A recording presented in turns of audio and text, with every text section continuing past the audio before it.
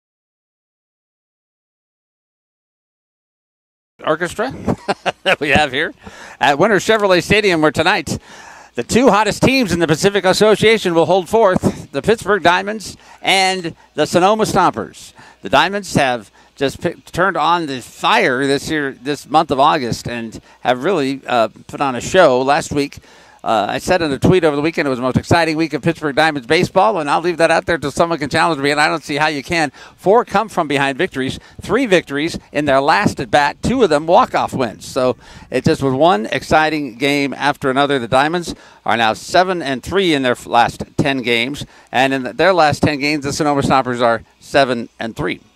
The Stompers 3 games ahead of the Pacifics, the Diamond in the race for first place. The Diamonds 3 games ahead of Vallejo in the race for third place. So neither one has wrapped up their position in the standings. And, of course, the playoffs will be 1 versus 4 and 2 versus 3. And so both of them want to hold on to the position that they have right now. If it were today, the Diamonds would be meeting the San Rafael Pacifics in the first round of the playoffs, and that is their preference. They don't want to have to play at Sonoma, where they feel like the Stompers have too much of a home field advantage, and so they would be much happier heading into San Rafael. And if you heard our pregame show, we talked to Aaron about, and we'll talk more about this, the process of getting the pitchers set up for the playoffs, etc. But as we look at the standings, it's a good reminder that the Diamonds have nothing clinched at the moment. They are only 3 games ahead of Vallejo. They could very easily, if distracted and don't play well, could fall out of their third-place perch down to 4th. And, of course, mathematically, Napa is not eliminated. Well, Napa is 8 games behind the Diamonds and only 10 games to play, and that is almost impossible to overcome. For the Diamonds tonight, Corey McDonald will be on the mound. Vijay Patel for Sonoma. And Vijay, we'll get more into this later too, Vijay was involved in an incident in Sonoma when he hit Yuki Yasuda twice in that game. And the second time, Yasuda, who was such kind of calm, even-keeled, was at it, and he stared down Patel as he was on his way to first base. And Patel had something to say, and both benches emptied. And nothing happened, but it was a lot of excitement on the Sonoma field that night. Otherwise, I'd say this. These are 2 teams that have a high level of respect for each other. The Diamonds, of course, said they don't want to play Sonoma in the first round of the playoffs. They want San Rafael because they think Sonoma's got too much of a home field advantage. And when we were last in Sonoma, Stompers, members of the Stompers organization were talking to me. They say they don't want to play Pittsburg because they think the Diamonds are too hot at the moment. And going to the playoffs, they'd rather have someone who was a little cooler. And, boy, cool is a good way to talk about Vallejo. Their record over the last 10 games is 1-9. So it's hard to get much cooler than that. McDonald is completing his warm-ups on the mound. The Stompers will come up to the plate. 10 games to go. And here to bring you the play-by-play as we get started is the voice of the Diamonds, Tony Schultz. Scott, thank you very much. Marcus Bradley will lead it off. He's in center. Cam Stewart's the shortstop. He bats second. Rob DeAngelis bats third. He's in left. Left, Kenny Meimersdorf. Great numbers for Kenny. He's the cleanup hitter. He'll hit in the DH spot. Bronson Butcher is the catcher. Daniel Baptista is at first. Brock Hartley's in right. Kevin Farley at third. Rayson Romero bats ninth. He's the second baseman. And they will take on Corey McDonald, who comes in at a 4-7 record. Bit of a disappointing ERA, however, Scott. 671, 13 starts, 71 innings pitched, 39 strikeouts, and 39 walks for the big right-hander of the Diamonds. Diamonds in orange, and in the travel gray, the Sonoma Stompers. First pitch of the game, and we are off and running. In there for a strike. The count 0-1. Danny Speck will handle the home plate umpire duties, and in the field, Andrew Rosario. Marcus Bradley hitting .235 as he steps in here. Takes that one high. The count goes 1 ball, 1 strike. Quitzer, Smith, Blatnick, left to right in the outfield. Bracamonte Garcia, Valera, and Ryan Lashley third to first in the infield with Javier behind the plate. And there's one in there, and the count 1-2 to Marcus Bradley, the center fielder. Diamonds baseball coming to you from BayAreaSports.tv and Mixler.com. The 1-2 pitch. Called strike 3 on the inside corner. And a nice start to the ball game for Corey McDonald. So I like the way you put it about Vallejo. Somebody a little cooler. Yes, that's quite a bit cooler, I would say. It's polar frigid. Bear cooler, Eskimo cooler. It is a sweatshirt evening here in Pittsburgh. And that one is in there for a strike to Cam Stewart, the shortstop. It was actually a very cool day today here in Pittsburgh. The 0-1 from Corey, and that one just does miss. And the count goes 1 ball and 1 strike. So you don't get many of those in August. No. But it's been, for the most part, a hot summer. But it has cooled off rapidly. Big swing and a miss. That one moving away from the right-handed hitter. And Corey ahead of Stewart, 1-2. Yeah, when he started to swing, he knew where that ball was. And by the time that reached the plate, the ball had moved considerably. Yeah, I wonder if that wasn't a slider. The 1-2 pitch, that one misses, and the count goes 2 balls and 2 strikes. Wind blowing quite hard. As you can see, Old Glory out there behind center field. But not so much here in the grandstand, at least not yet. The 2-2 pitch up high for a ball, and the count 3-2. Stewart's hitting .270 with 11 home runs, 36 RBIs. In the last game against the Diamonds, it was one of those 11 home runs. Stewart waits, right-handed batter. Payoff pitch to him. Corey ready now. And now Cam Stewart gets tired of waiting. He calls for time. Just getting underway at the ballpark here in Pittsburgh. And the Diamonds trying to keep things going. The 3-2 pitch misses, and that is ball 4. So Rob DeAngelis now will bat here with 1 on and 1 out. And he'll be followed by the designated hitter, Kenny Meimersdorf. And talk about the numbers that have been put up by Meimersdorf. He has put himself right in the middle of that home run chase and the RBI lead as well. So we're starting to talk MVP a little more each game, Scott and I. And Kenny's got to get a look as well based on those fantastic numbers. And Sonoma been doing well all season long. There's the pitch, and that is low for a ball. 1 ball and no strikes. Right now, if you're Corey McDonald, you love to get the double play ball and get out of this and not see Mimersdorf with a couple of runners on base. Nick Aiken Sr. still leads the way in home runs and RBIs. There's a pitch in there for a strike, and the count evens at 1-1. I just got a text from the play-by-play guy for Sonoma. It says Stewart. When the capture was up, I don't know. Maybe he thinks we need more help with our roster, but he was correct. It wasn't bad information. Cam Stewart is on base. Yes. Yeah. Oh, hold it. Here comes more information. It was Rod a delay. DeAngelis is up. His 59th walk takes the Stompers single season record for walks in a season. 59th walk for Cam Stewart. Okay, 59th. Wow. He's their version of Morgan Blatnick. And you know that's where I'm headed. I'm going to see how that compares to Morgan. Well, I know Morgan had more walks than games played. Which sounded like, wow, how do you do that? 2 balls, 2 strikes now on DeAngelis. Morgan Blatnick has 70 walks on the year, and that was Cam Stewart just set the Stomper record at 59. Wow. Here's the pitch, swing and a foul. And the count remains 2-2.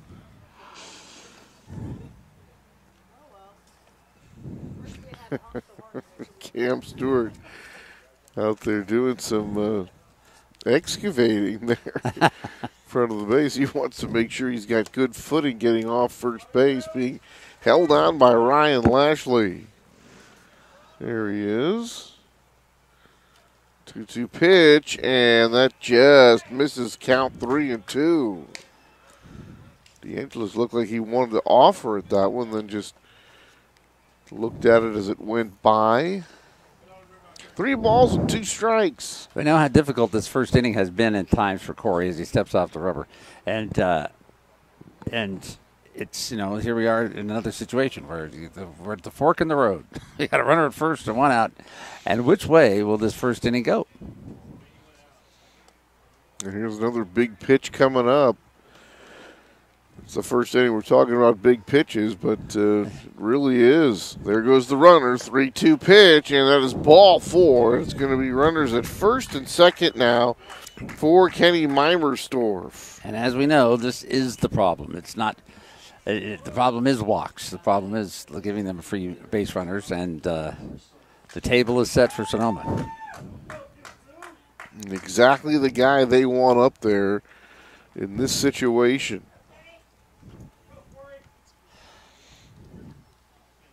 And Mimersdorf is interesting because they're always power hitters like this who walk up, but they just don't present as a big power hitter. You don't even guess that there's a guy who's hitting the ball over the fence all the time.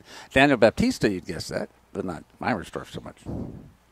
And the pitch is in there for a strike. And it's Baptista whose batting average is a lot lower this year than it seems like it has been in the past. But Sonoma's still finding a way to get it done with wins. Coming in, leading the association 48 up, 22 down. Having another fine season. Here's the pitch, swing, and gets a piece of that one, and the count 0-2. Mimersdorf is up here hitting .294, 22 home runs, and 68 runs batted in. And I think that RBI total is another Stompers record.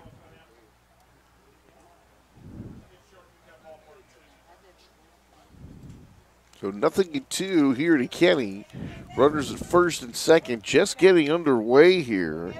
Marcus Bradley struck out looking, but then Stewart and DeAngelis both drew walks from Corey McDonald, and now Corey in a jam here. As the pitch swung on, fouled off right side. That'll get out of play. So fantastic numbers for Mimersdorf, and a guy that Corey's got to be very careful with, but he's got to come after him here. The first inning, you don't want to walk him. You want to load the bases here with just 1 out. Right-handed batter waits. McDonald comes set to the belt. 0-2 pitch, swung on, crushed left field. Way back it goes, and this ball is gone. And off the roof, out there beyond left field. And that is going to be a 3-run home run for Meimersdorf, and 4 batters into the game. And Corey McDonald, what has been ailing him, still ails him, as he gives up a couple of walks and now the bomb. Right, the first hit of the game is a 3-run home run, and that's a difficult thing to have to deal with when you're the Diamonds. But one thing about the Diamonds is they are a confident and come-from-behind team, and we saw them play the Pacifics recently, where they gave up that 3-run home run in the first inning to Wes Wallace. And then they came back and made a game of it. They did not win that game. But this is not an auspicious beginning for McDonald. Oftentimes, that'll be it. Then now he doesn't give up another run. And the next pitch in there as Brock Bronson Butcher stands in, the catcher. And he takes strike 1. Charles Bronson Butcher. I was going to say, go ahead, make my day, but that wasn't Charles Brown, it was Eastwood, wasn't it? Go ahead. Make that inappropriate quote. Well, I don't know. Did Bronson ever say anything? He didn't have any of those great one-liners in those movies, did he? No, I don't know. I'm not a Bronson expert, but Charles Bronson saying, here's looking at you, kid. No. No. Swing and a miss, and the count goes 1-2 to Bronson Butcher. Daniel Baptista is in the on deck, well, not the circle. He's on deck, put it that way. Of all the gin joints in the world, why'd you have to walk into mine? Oh, that's Bogart. That's a couple of generations earlier. But there's still, that's a great line. There's like a million lines in that movie. 2 balls, 2 strikes to Butcher.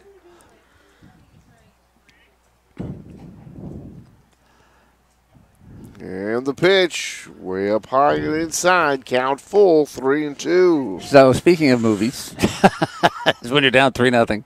No, they're having the 50th. Is it the 50th anniversary? It seems it couldn't be the 50th anniversary. Could it be? No, it's got to be the 40th anniversary or 45th anniversary of the filming. Popped up left field. Coming in now is the left fielder Quitzer to make the catch, and that is out number 2. The filming at the University of Oregon of Animal House. Wow. What is that? Yeah, it's got to be like, what, 1978, if I'm not mistaken. Must be 40 years. Yeah. Classic movie. Here's Daniel Baptista, big number 44, standing in. Batting average down this year. Here's the pitch to Baptista. That one bounces up there. That could be, they have promos for like Star Wars night, and which I've a couple places with the team. The Diamonds have been there for Star Wars night at other venues, and those have been fun. We could have Animal House night and have everyone come in a toga. It would be fun. What's funny is how you see some of those guys in other movies, and you forget that they were in that movie. There's another pitch in there for a strike. And you go, where have I seen him? You know what I mean? That kind of thing. And you go, oh, that's right. Yeah. 1-1 pitch. Swing, and that's hit hard into right field. That's going to get down. Blacklick's going to cut it off. Baptista takes a turn at first. He'll hold there with a 2-out single. Daniels has a new hair thing going on. I would call them pigtails. I don't know what term to use, but it looks like a lot of work, first of all. But with whatever it is, it may have straightened out his swing. Because he nailed that one to right field. Little Samson thing going on, right? Yeah. Strength is in his hair. Or in his hairstyle. Yeah. All right, Brock Hartley gets a chance here. And the first pitch to Brock outside for a ball. Brock to start in right field, trying to keep things alive for Kevin Farley, the third baseman. So already a 3-run bomb by Meimersdorf, who we're telling you is just having a fantastic year. Here's the pitch. And that misses. Count 2 balls and no strikes. So the situation was that if you're Corey McDonald, you did not want to see Meimersdorf on with 2 guys coming up with 2 guys on base. That's what happened, and it hurt the Diamonds. There's the next pitch way up high for a ball count, 3 balls and no strikes. Wow. And the Diamonds are a pitch away from getting this, setting this situation up again, although it'd be Brock, it'd be Kevin Farley at the plate, not exactly Meimersdorf, but still, that would be 3 walks in an inning, and it's deadly. Next one, in there, a strike, and the count 3-1.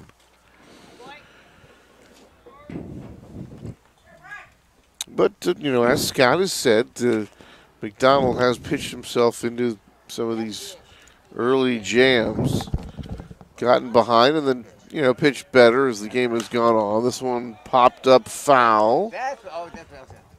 And making the play, nice job by Javier. The ball went behind him, and Steven was able to reach out and still make the play. So the inning is over, but a couple of walks in the inning to Stewart and DeAngelis, and then Meimersdorf, he goes yard. And after half an inning here from Pittsburgh, Stompers 3, Diamonds nothing. In baseball, dedication, hard work, and some creative thinking can make a team a champion. At Winter Chevrolet, the same qualities can make you the champion. Pittsburgh knew and used Chevrolet. The 90 feet between third base and home plate is some of the most important real estate in sports. That's why a coach is located there to help runners navigate the valuable turf. There is help for you, too, when you need to navigate real estate issues. Kroski Real Estate in Pittsburgh has been building strong communities since 1946. The family-owned and operated business is an expert on commercial property management, real estate sales, and residential property management. Kroski Real Estate is on Railroad Avenue in Old Town Pittsburgh. When you are making the turn for home, get the help you need from Kroski Real Estate. Are you looking for a community-based establishment that will provide a fun and exciting environment for your family? Certainly Diamonds Baseball is one, and no doubt Lumpy's Diner is another. Before or after the game, eating at Lumpy's Diner or Lumpy's Diner Express can make for a great doubleheader. And if you want to win a road game, LD's Catering will make your event a hit no matter the location. Lumpy's Diner is a homegrown sensation, world famous since 2008. Bring your family to ours. Is where neighbors, friends, and problem solvers share ideas, join leaders, and take action to create lasting change. Remember to sign All right, to the bottom of the first we go. A 3-run lead for the first place Sonoma Stompers.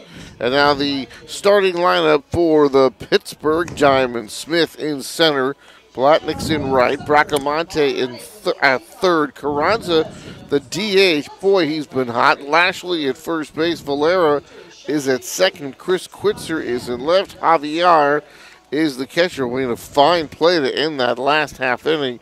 Garcia is at shortstop, and this group will take on Vijay Patel. 7-3, a 454 earned run average for Patel.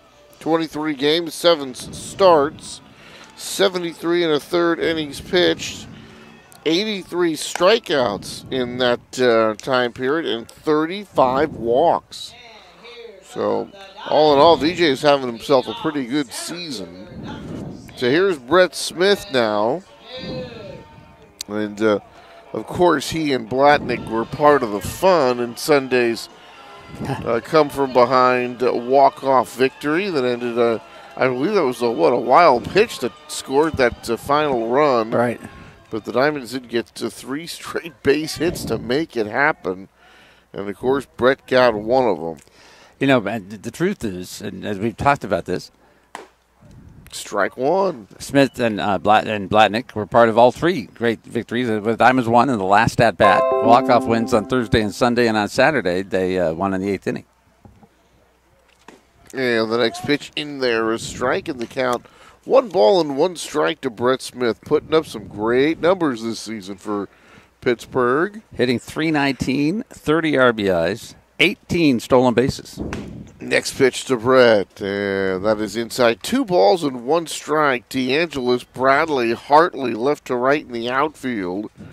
Farley, Stewart, Romero, Baptista third to first in the infield. Butcher and Patel make up the battery, and this one fouled back to the screen.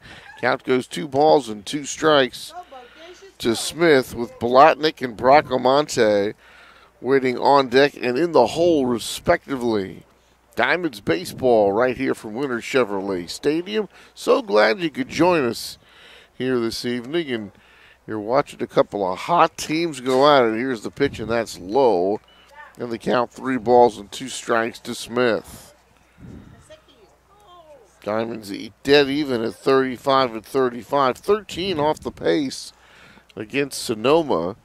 But Scott has told you about the playoff format. That doesn't matter a whole lot. This one gets away for ball 4. And Brett Smith is aboard with a walk. And ho-hum, another time on base for Smith. And here comes Blatnick.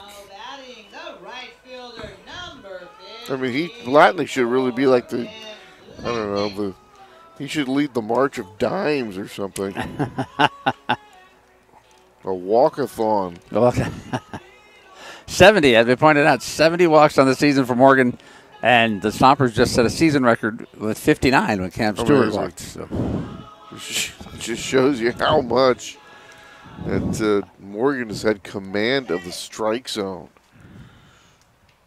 And, of course, the umpires wouldn't tell you this guy. There's a pitch in there for a strike. But, you know, in the majors, those kind of things start to influence the way balls and strikes are called against you when you're a guy that's so good at, well, seeing what these pitchers are throwing you and not swinging at balls outside the strike zone. Here's the pitch, and that's high for a ball.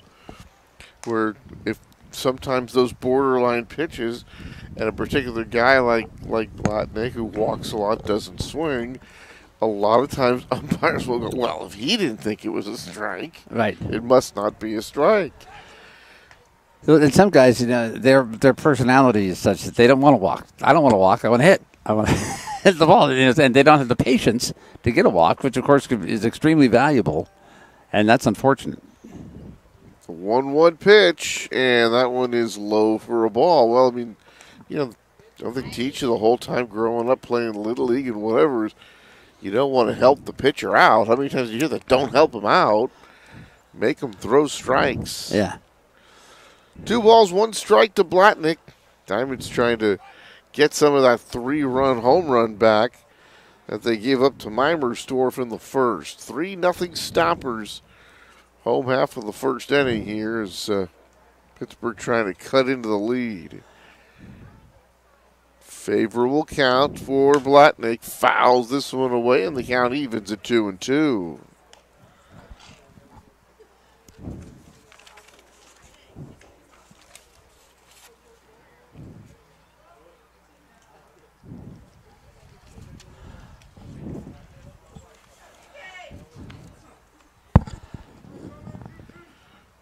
Patel is taking a long time to get to 2 batters. You said no more 5-hour games, we're in trouble.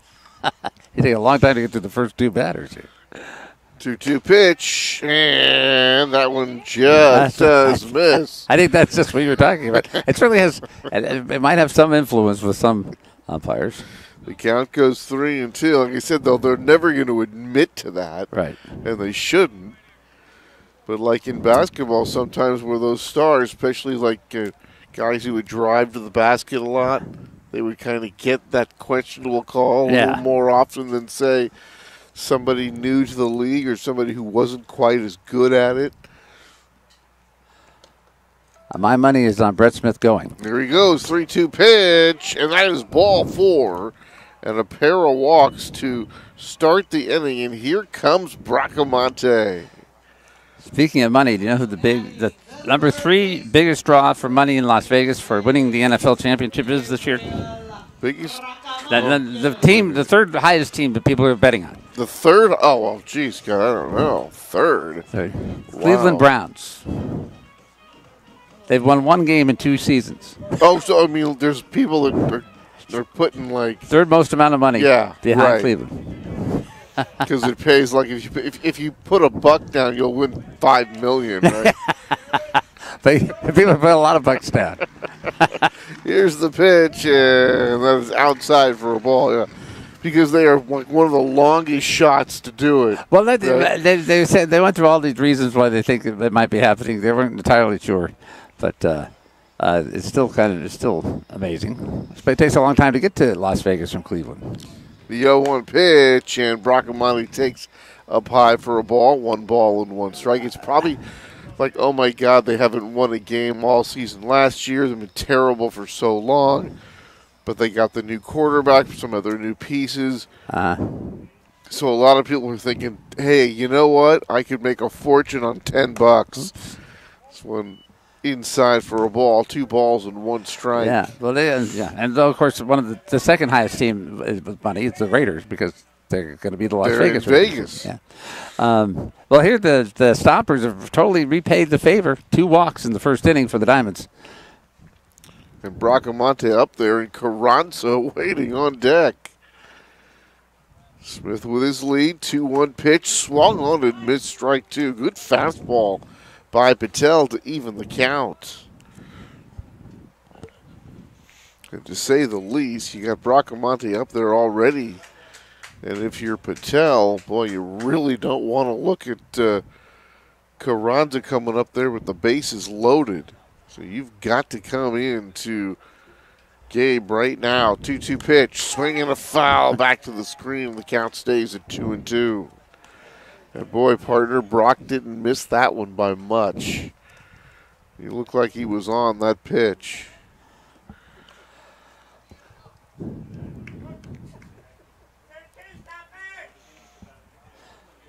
Patel from the stretch.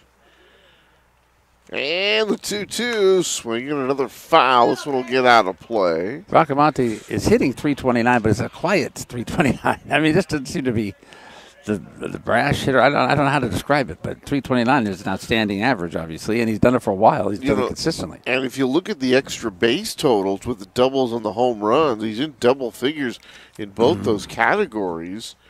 So it's not like he's hitting a light 300 plus. The 2-2 pitch, swinging a foul as Brock stays alive. So I guess it must be the announcers.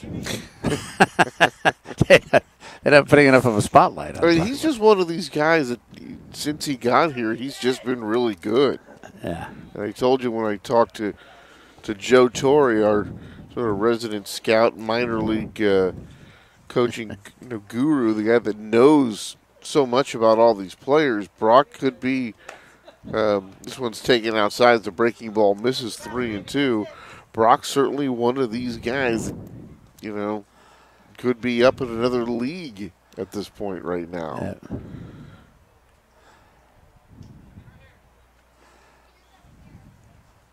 Now will both runners go? Payoff pitch. They're not going, and this one taken low for a ball. And the bases are loaded, and here is Joel Carranza. My goodness. And, Carranza's just been insane. He's got his batting average up to 300, and he has 2 had a walk-off hit last week. He had a hit that drove in the winning run in the last at bat in the 8th inning for the Diamonds on Saturday. He has got 8 home runs, 57 runs batted in. This is all with a late start on the season because he didn't come to the Diamonds till well into the season. And then, according to what the old Sonoma general manager has said, Carranza just starts slowly. Every year he will start slowly, and slowly he'll get it going, and then going. And boy, he started slowly, got it going, and he is on fire at the moment. And you are absolutely right. The last person in the world you want to come up here with the bases loaded in this situation is Joel Carranza, the way he's hitting the ball, unless it was Willie McCovey in 1969. Sparky Anderson used to say he would walk Willie McCovey with the bases loaded.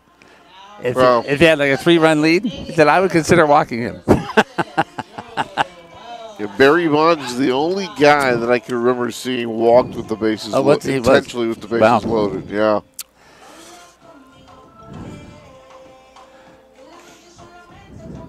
So here is Joel Carranza. Walk-off wins. Grand slam last week. 6 RBI game last week. Swing and a miss right here in the count, 0-1. I forgot about the grand slam. Man, the grand salami. I think it's the shoes. It's still the shoes. Got to be the shoes. holds those hands way low, and the pitch up high for a ball. And boy, this first inning is just taking a long time for both these pitchers. Yeah. Baptista playing in front of the runner, Bracamonte. Now Bap's going to back up just a little bit. 1-1 pitch. That misses badly. 2 balls and 1 strike. This is not going well for Patel because he's now behind in the count here, and he just hasn't shown, obviously, any ability to throw enough strikes. Ryan Lashley waits on deck, and he's been swinging a pretty good bat himself. 2-1 pitch, and that's in there, a strike. It's 2-2. Smith, Blotnick, Bracamonte all walked. And now Carranza due a 2-2 pitch. Sonoma would take that double play ground ball and gladly give up a run. This one misses badly. Easy take there, and it's 3-2. Let me get my knees out of the way, and then we'll go on to the next pitch.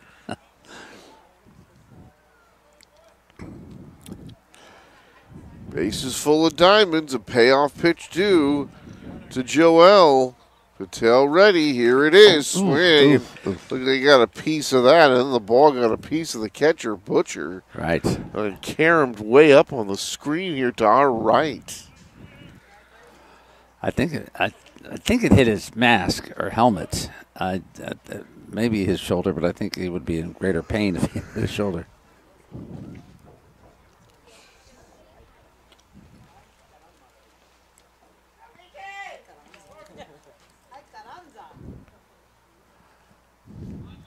Another payoff pitch to Carranza. Here it is. Swung on and missed strike 3.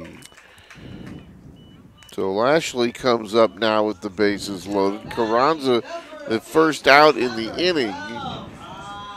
So bases still juice. 1 out here for Ryan Lashley. And barring the double play, Valera would get a shot.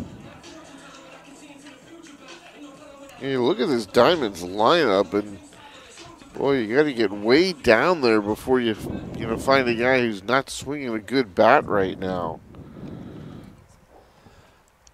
Here's the pitch, and that one is in there for a strike. Count 0-1. I don't know how Lashley feels about bunting, but it's certainly driving a run down if he bunted down the third base line. Yeah, Farley way back, couple of steps off the line. Next pitch low, ball 1, 1 ball, 1 strike. A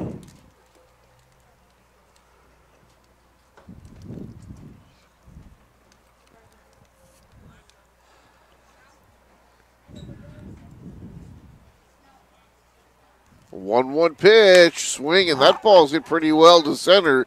Driving Bradley back, way back, and that's going to be off the base of the wall. 1 run is in, 2 runs are in. It's going to be a 2 RBI double for Ryan Lashley, and he stroked that one, and just like that, the Diamonds have cut the Stompers' lead to 3-2. Well, that is a Diamond comeback in the first inning that just exemplifies what the baseball they've been playing recently. Sure, they got 3 walks, but as in the first inning for Sonoma, where their first hit was a 3-run home run for the Diamonds, their first hit is a 2 RBI double off the center field wall by Ryan Lashley, and it would have cleared the bases if they didn't all have to wait to see if Bradley was going to catch up with that.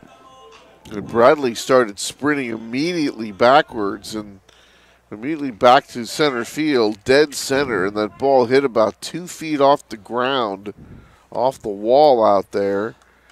And just like that, the Diamonds are on the board, and here's a pitch that just catches the corner in the count. No balls and 1 strike to Valera.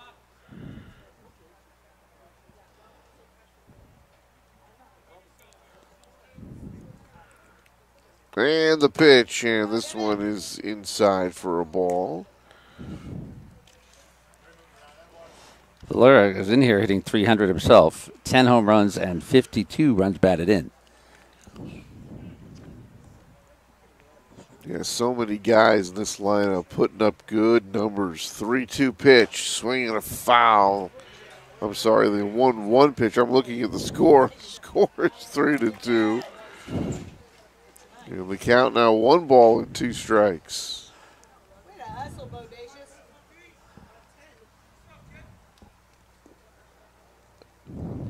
Go, Bodie, go. Go, Bodie, go. Go, Bodie, go. Go, Bodie, go. Paula has it out for you, Tony. Oh, just wait. Oh, you too. 1-2 pitch, grounded to third, backhanded over there, the throw across the diamond. Oh, it's a little offline. Baptista comes off the bag, makes the catch and the tag. So they get the out. Bracamonte scores run number 3. Lashley down to second, and the Diamonds have tied it here in the first. It's 3 apiece. Now batting, the left fielder, number 16. That was a good play by Baptista to get that ball and tagged Valera, but I wonder if Valera could have slid or something into first base because he might have been able to avoid that tag. Quitzer now trying to give the Diamonds the lead. Left-handed batter takes inside for a ball count 1-0. So a 3-run bomb by Meimersdorf after 2 had walked. The Diamonds get 3 walks. They all score. Lashley so far with the big hit for Pittsburgh. Quitzer takes inside, the count 2-0. A cool Tuesday night here in Pittsburgh, but so far the offense is both hot here in the first inning. Goes with the cool graphics we had here on BayAreaSports.tv. They kind of wiped Quitzer's name on the screen and wiped it off. Very cool. Next pitch misses. That's 3-0 again.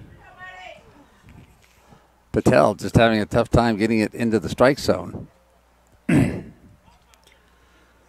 BJ's pitch, 3-0. In there is strike, and the count 3-1. Javier would be next. So the Diamonds, a couple more batters. They'll have batted around in the inning. And this one is going to be a nice play by Baptista at first. Throws to Patel, covering, leads him perfectly, and they get the out. That was a really nice play over there at first base by Daniel Baptista. That takes a base hit and an RBI away from Quitzer. Look at it again. Beautiful play. That was a beautiful play, and kudos to Patel for getting there over to first base in time to get Quitzer after that took Baptista made a diving stop. But the Diamonds do scratch out 3 runs. The big hit by Ryan Lashley, a 2 RBI double.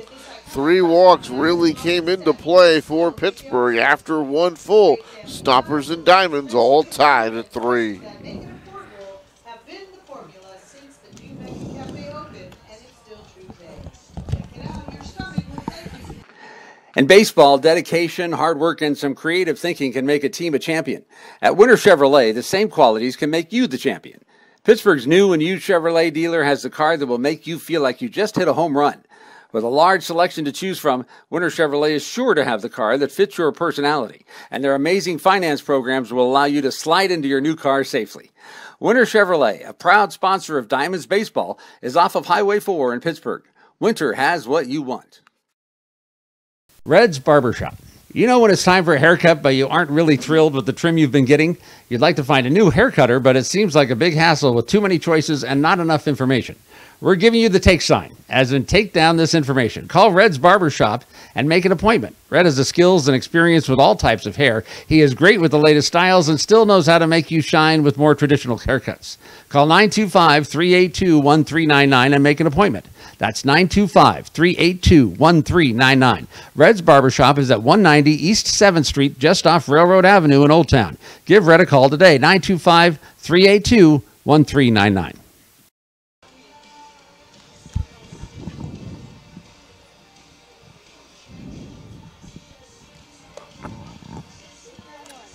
All right, bottom of the second we go. Farley, Romero back to the top of the order for Marcus Bradley. The 8, 9, and 1 hitters to face Corey McDonald. And Corey hoping for a whole lot better success here in the second inning than he had in the first.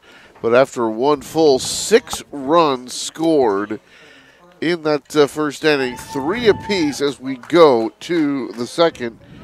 And here comes the third baseman, Kevin Farley.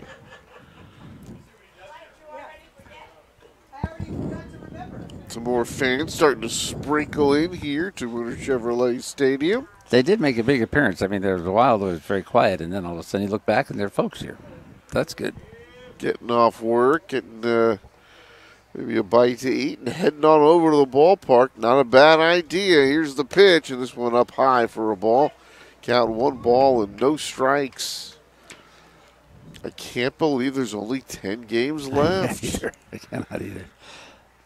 It's Tuesday now. And the pitch is up high for a ball, and the count 2 balls and no strikes.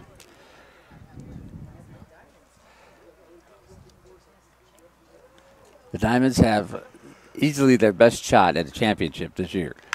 Swing, ground ball to third, picked up over there by Bracamonte, fires to first, and 1 up and 1 down. And that's how the top of the second begins. Here's Rayson Romero. A lot of it has to do with the playoff situation and the playoff formula and all that, but a lot of it has to do with the fact that the Diamonds wanted to and have come on as the champions of August. The team, they want to be the hottest team in August. They go to the playoffs with all that momentum, and right now that's exactly what they're doing. So Farley out 5-3. Pitch to Romero is in there for a strike, and the count 0-1. A good start to the inning for Corey. He did get Marcus Bradley to strike out looking to begin the ball game. Here's the next pitch, and that misses on the outside. Count 1 ball and 1 strike. Romero hitting .211 with 18 runs batted in. Right-handed batter waits, takes this one low. Count goes 2 balls and 1 strike. I think either Carranza should check his shoe locker or someone find out where Romero played because he's got his Pittsburgh Diamond shoes on.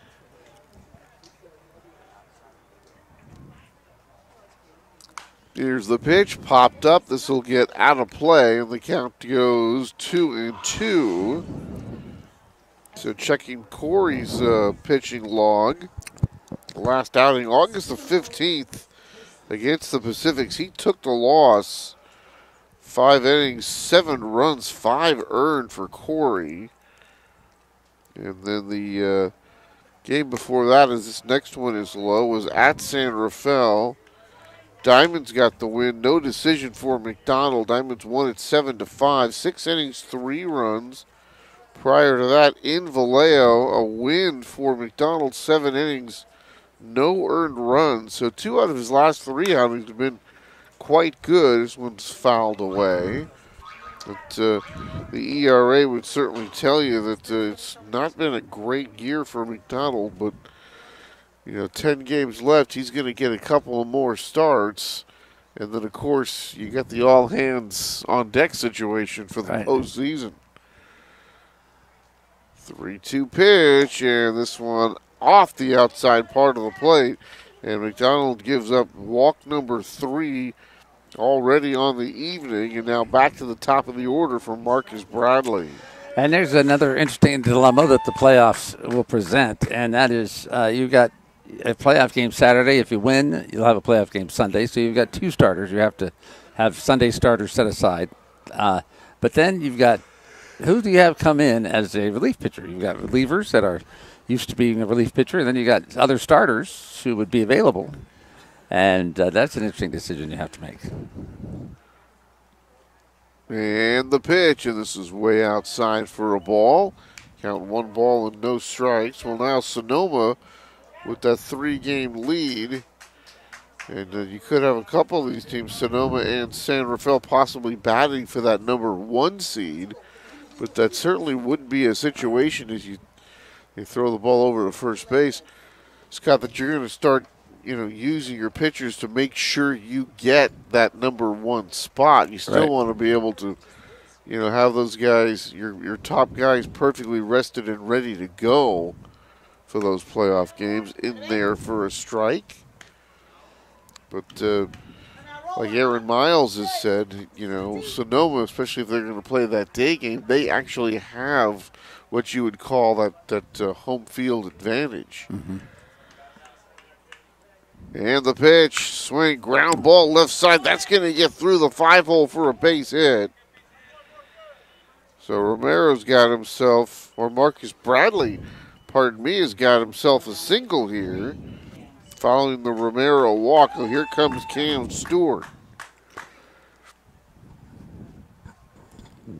He just slapped that one to the left side of the infield. Just reached out and smacked it with his bat. They are not wasting any time in Napa. The score, Martinez 9 and the Silverados nothing. And in the bottom of the first, it's San Rafael 1 and Vallejo nothing. That Napa game is in the bottom of the second. 9-0. Oh, the Clips. Here's a pitch. In there, a strike. As and Aaron said in the pregame show, you look back at the season, and the Diamonds' schedule has oddly paired them with the team that's going really well at the time they're playing them. They played a lot of San Rafael in the first half of the season when the Pacifics were unbeatable.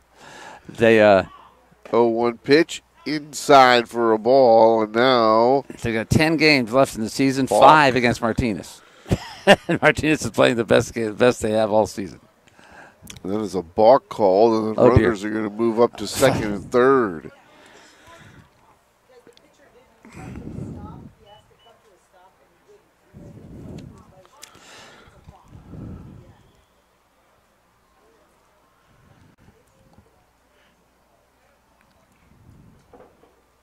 And the next pitch outside. And the count goes 1-1 to Cam Stewart. He walked his first time. And he and DeAngelis walked ahead of the Mimersdorf 3-run homer.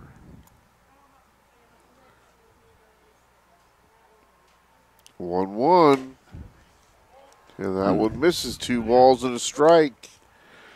The Diamonds have been playing so many close, competitive games where they're having to come back, getting walk-off victories. But when you get too many walks, Scott, that doesn't usually keep you, as a fan, on the edge of your seat. The 2-1 pitch, and that is way outside the count. 3 balls and a strike. Walks are time-consuming, and they're even longer than you think they are, because when you get to that 2-0 count, that 3-0 count, people take. So they're not even having a chance of hitting the ball. So it goes even farther. And then the pitchers have runners on base, so they're more deliberate in those situations too. 3-1 pitch, ball 4. And Stewart has walked for the second time. Second walk in the inning. So you got Farley to bounce out 5-3 to start the inning, but Romero walked. Bradley singled to left. Stewart has now walked, and here's DeAngelis, and he walked his first time. Teddy Mimersdorf waiting on deck. 4 walks in 2 innings for McDonald already.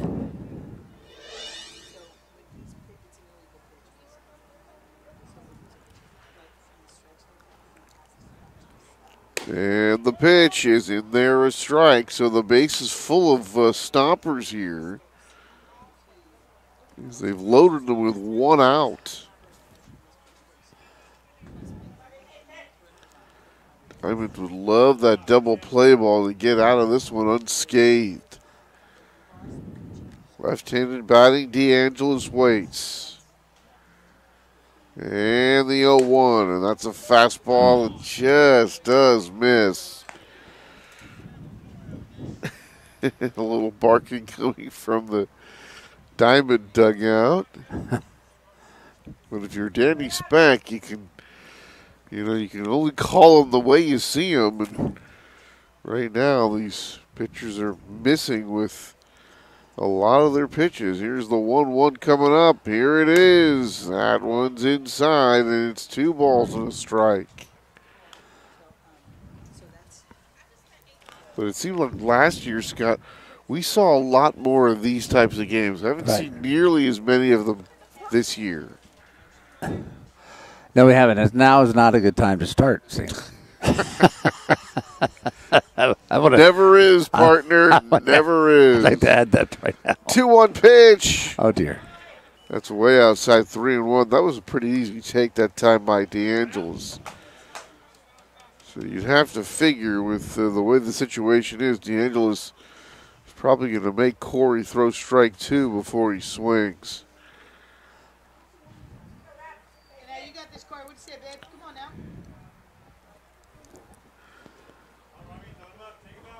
All right, Corey comes set. The 3-1 pitch, swung on and missed strike 2. That ball looked like it was tailing away from DeAngelis that time. And trying to hit it over there to that 5-hole where he's got some extra room on that left side. I know it's an interesting call. Do you have someone take in a situation where the pitcher's walking people?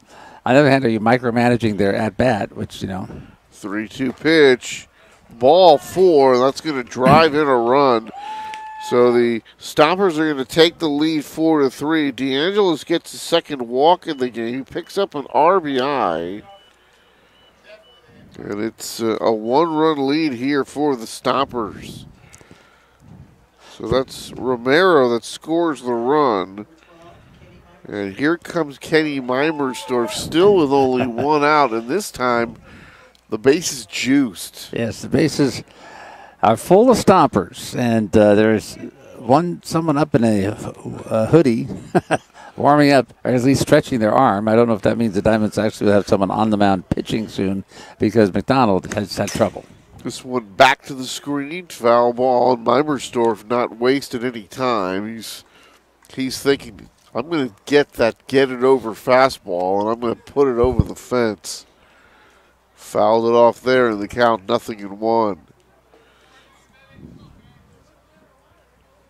But I'm always of that mindset, Scott, that if you're not throwing strikes, I'm going to wait. I'm going to make you prove that you can throw strikes first.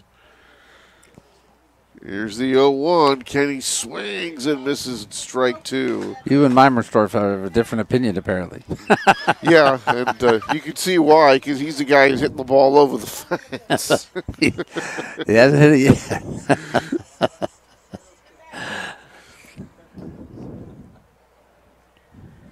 I guess when you do get it over fastball, you can't help yourself. But the one that's on the blocker on the edge, those ones you got to let go. Right. The 0-2 pitch, and that is a called strike 3 on the outside corner. And Meimersdorf out on strikes for out number 2. And here comes Bronson Butcher. Number 38, Bronson Butcher, and our beer batter. If he strikes out, it's $1 off beer.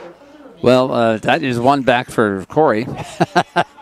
He got a home run last time, and he got him to strike out this time. But Corey's still in a heap of trouble here with 2 down.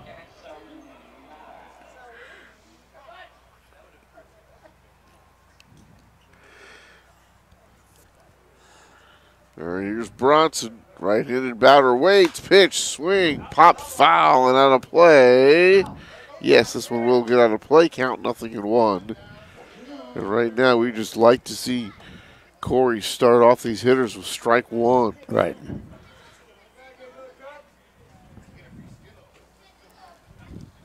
they're gummies. There might be gummies now. Go get the ball. You get some gummies. Are there gummies down? Yeah, we got gummies. We ran out of Skittles.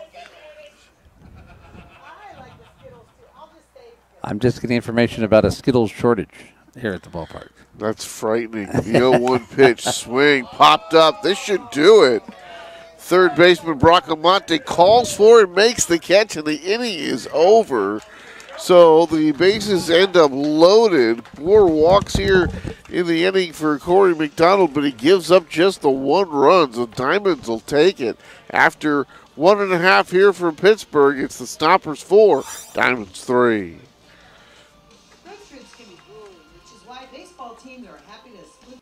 Is there anything more fun than a ball bouncing off the outfield wall for a double? Well, if there is, it might be a double-double from In-N-Out. In-N-Out is an iconic burger restaurant for a reason. Quality is the most important ingredient at In-N-Out. They never freeze, pre-package, or microwave the food. Your burgers, fries, and a shake are waiting to be made on Delta Gateway Boulevard, just off Highway 4. In-N-Out, that's what a hamburger is all about. Want a tailgate in City Park before the next Diamond's home game, which, by the way, is tomorrow? Nick's Sandwiches is a great place to start. Everything you need for a big crew of hungry fans, or a tasty lunch on the Delta, or a quick grab of coffee and a bite to eat on the way to work.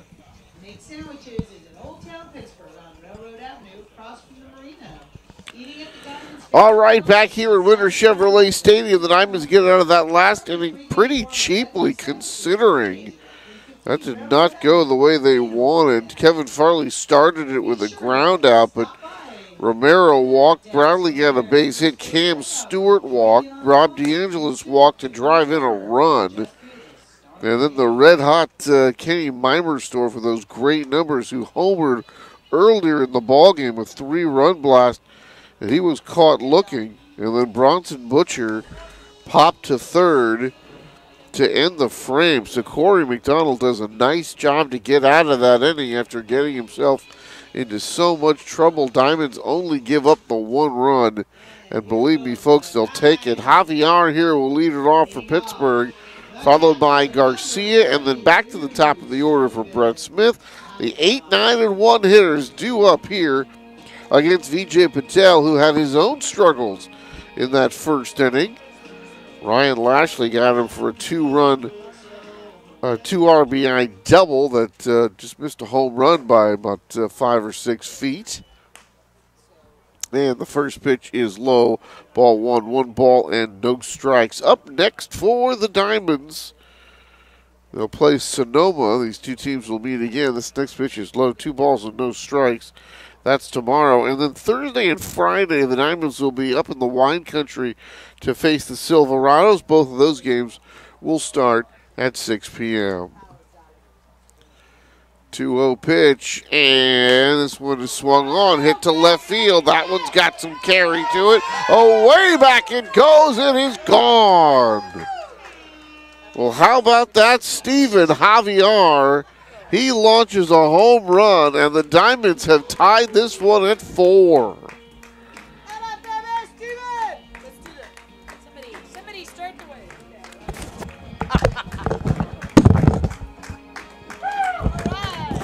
So the Stompers only get 1 after they load the bases in their half of the second. And just a couple of pitches into the Diamonds' half of the second, Steven Javier launches a home run. We are tied at 4.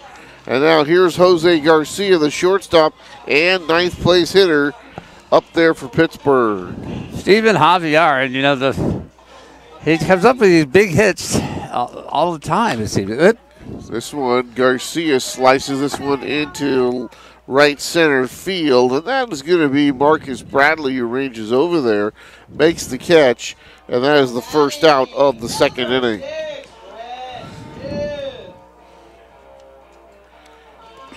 So Garcia, he flies to center field, and Brett Smith back up there. He walked and scored in that first for the Diamonds. The Diamonds and the Stompers are going to do this dance all night. The scoreboard has exactly the same, inning by inning. Scoreboard just going to blow up. Where are they? Oh, The Natural. That's right. We're talking about movies. Mm-hmm. Did the scoreboard blow up in The Natural? Paula will know. Didn't the scoreboard blow up in The Natural?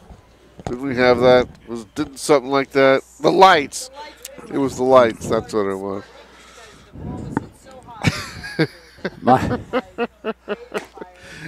And Smith takes a strike in the count, 1-2. I played on the all-time, one of the all-time Pop Warner teams of ever. Our halfback was a Sports Illustrated, faces in the crowd, and we just beat everybody by 1,000,000 points. It was an amazing thing to be a part of it. Sliced into right. That's going to get down for a base hit for Brett Smith. Our coach, Pete Villa, these are the San Ramon Valley Thunderbirds in Pop Warner. And our coach, Pete Villa, used to say, he'd heard someone say something snarky about our team, and he'd say, we're going to score so many points, the scoreboard's going to fall on their head.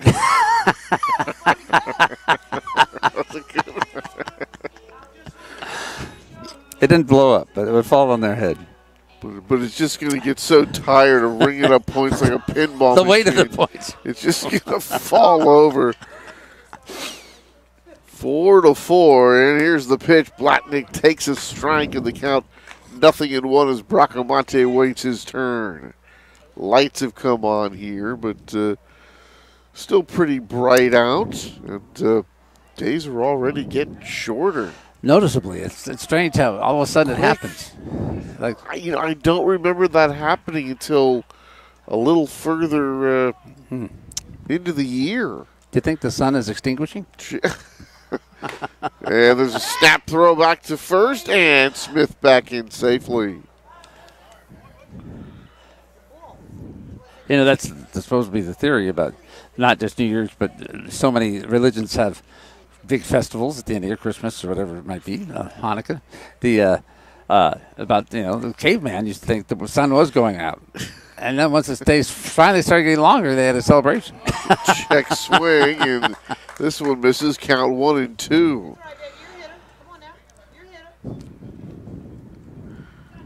You mentioned all those years ago, hey, where'd it go? You should start panicking. Is it going to come back? Oh, yeah. Man. 1 ball, 2 strikes. Here's the pitch, and Blatnick to short.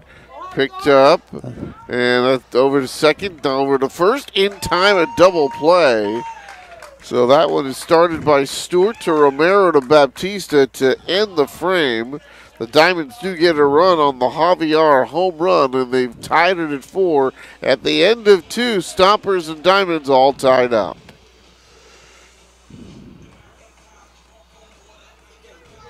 Hampton by Hilton. Road trips can be grueling, which is why baseball teams are happy to split their road games. But there's one way to guarantee a win on the road. That's by staying at Hampton Inn by Hilton. Fresh, up-to-date accommodations include a hearty cooked breakfast to get you off to a good start on the day. Known for low-end prices and high-end service, a stay at Hampton Inn by Hilton means you can earn points in the valuable Hilton Honors Program. You can find a Hampton Inn by Hilton in Pittsburg and Brentwood. Anytime we have a conversation with Mechanics Paint, we know that we're in the same business. Our business is customer service, integrity, loyalty, friendship. Mechanics clearly establishes a high level of tradition, honesty, integrity that comes through in all their transactions. I trust them with everything. I know that they're there for us. My name is Paul Irwin. I'm a mechanic. Level from In-N-Out. In-N-Out is an iconic burger restaurant for a reason. Quality is the most important ingredient at In-N-Out. They never freeze, prepackage, or microwave the food. All right, after a 4-6-3 double play, the Stompers come up here in the top of the third. We're all tied at 4 apiece.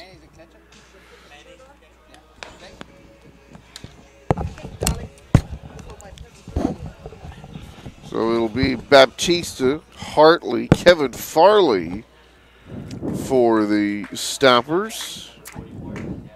Here's a good chance to see Daniel's new hairdo. Made a nice play defensively in that first inning to keep the Diamonds from picking up that 4th run. Of course, they later got it. But Baptista with a good play saved a run. And that's why we're tied here going to the top of the third. Bap swings and hits this one up the middle. Garcia cuts it off behind second base, throws him out.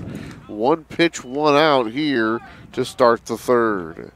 Nice play by Garcia, who just smoothly went behind second and threw him out. Now, Valera, had been playing shortstop, and now he's over at second. He had a sore arm that got him out of the game the other day. Here's another look at it as Garcia makes a play behind second base.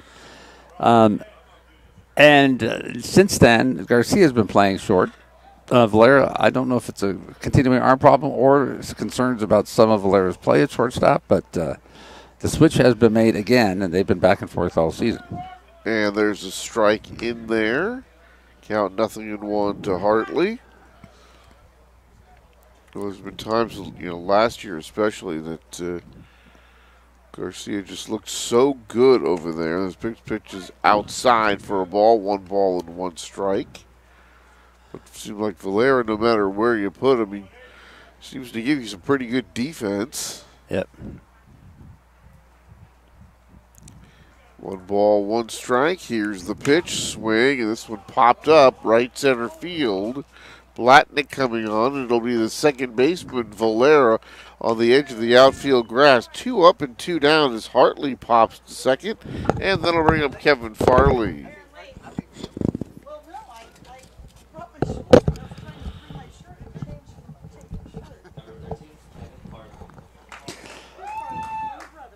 So a ground ball to short, a pop to second.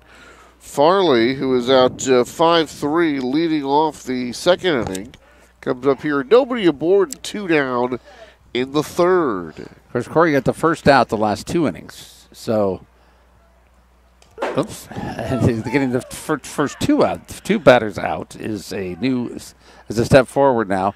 And trying a 1-2-3 inning could be a sign of good things to come.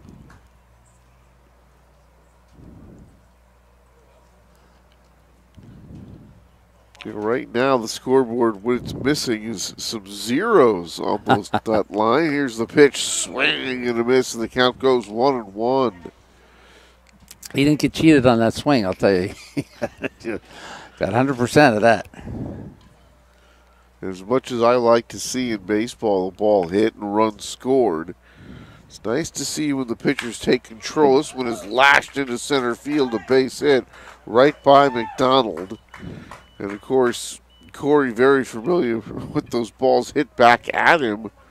I think it was his last outing that we saw a ball rifled back at him. Right. In a very dangerous situation. This one not nearly so laser beam at Corey, but this will be a base hit nonetheless. As Kevin Farley picks up the 2-out single.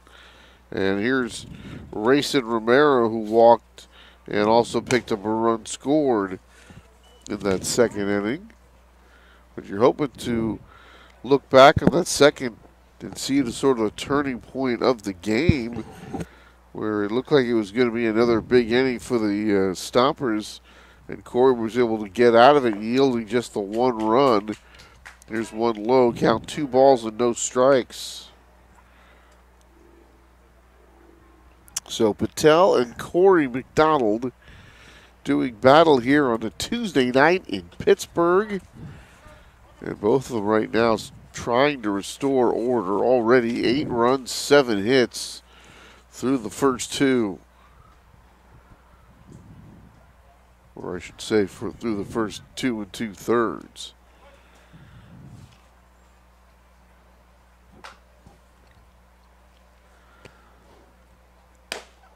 And there's a strike, and the count goes to 2 balls and 1 strike. Marcus Bradley would be next if Romero can keep this one going. Oh.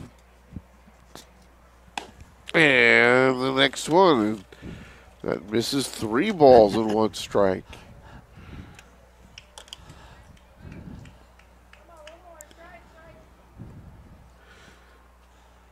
Marcus Bradley waiting on deck. Big pitch here, 3-1, and that misses badly, gets away. The runner will just trot down to second, so no wild pitch charge, but yet another walk here from Corey McDonald, and that was, let's see, 2 in the first, 3 more in the second, and now 1 here. So that is already 6 walks in the game for Corey McDonald, and now you got 2 on and 2 out here. And Marcus Bradley, who picked up a opposite field base hit to left his last time. He struck out looking his first time 1 for 1 so far from the Sonoma center fielder. So the Diamonds, McDonald, he cruised through the first 2 batters. Now he's got 2 on, and down low, 1 ball, no strikes. Like to get through an inning without giving up a run. It's 4-4 now, and the Diamonds need to shut the door. Cam Stewart would be next if Bradley can keep it alive. And the 1-0 is up high. 2 balls and no strikes. And Javier wants to have a talk with the Diamond right-hander. Still no activity in the Diamond bullpen, and the Diamond's probably thinking, we've seen this before. We've seen Corey come out of it and then give us some better innings through the middle. So the Diamond's hoping that is going to be the same scenario here going forward. He walked in a run in the second inning and then still had the bases loaded and then got out of that situation by getting the next 2 outs. And then he comes in here to this inning and gets the first 2 batters, and everybody kind of relaxes and says, okay, now he's back on his game. And then we get a single and a walk and Marcus Bradley at the plate.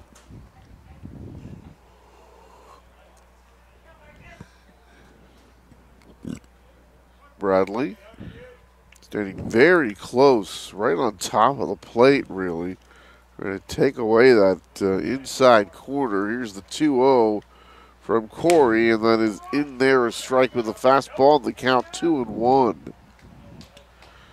Bradley standing all the way back in the batter's box, and his toes right on that line. And when he bends his knees are right over the plate. Like, if you hit him in the knee, that's like a pitch on the inside corner. I'm trying to figure what's in his back pocket. It's like a glove. A glove tied on himself, I guess, with a big. One of those hand wrist guards. We just slide. Is that what it is? Yeah. Here's the pitch, swing and a foul.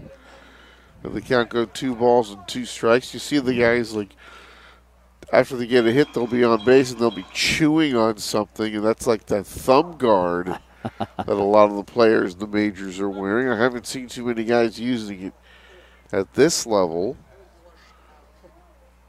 That's one when you hit it off the handle of the bat, and that sort of that meat part between your thumb and your index finger just swell up like a balloon. 2-2 pitch fouled at the plate. That gets a piece of Javier. I thought it was foul. They're going to say now 3-2, so apparently it was not a tip ball by Marcus Bradley. 2 balls, 2 strikes. 3 balls, 2 strikes, 2 outs. Now they are going to change it 2-2. So that was a foul tip last time by Bradley. Left-handed batter waits. There's the pitch. Swing. He slices this one foul out toward the soccer field.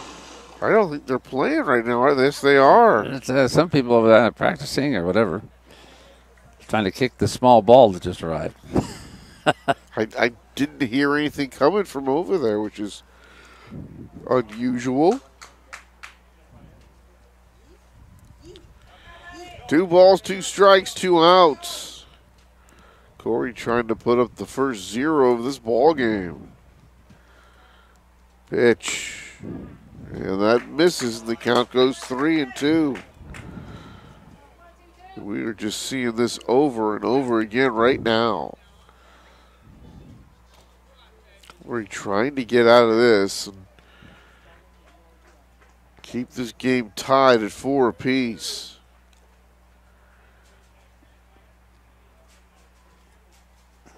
Going to the belt. There goes the runner. Swing and popped up. Garcia back into short left field. He's got it. The inning is over. So McDonald gives up only 1 in the second after struggling. And allows a couple of more runners here, but gets out of it with no runs. And is kind of looking more like Corey McDonald as we go through. 2.5 in. Stompers and Diamonds all tied at 4.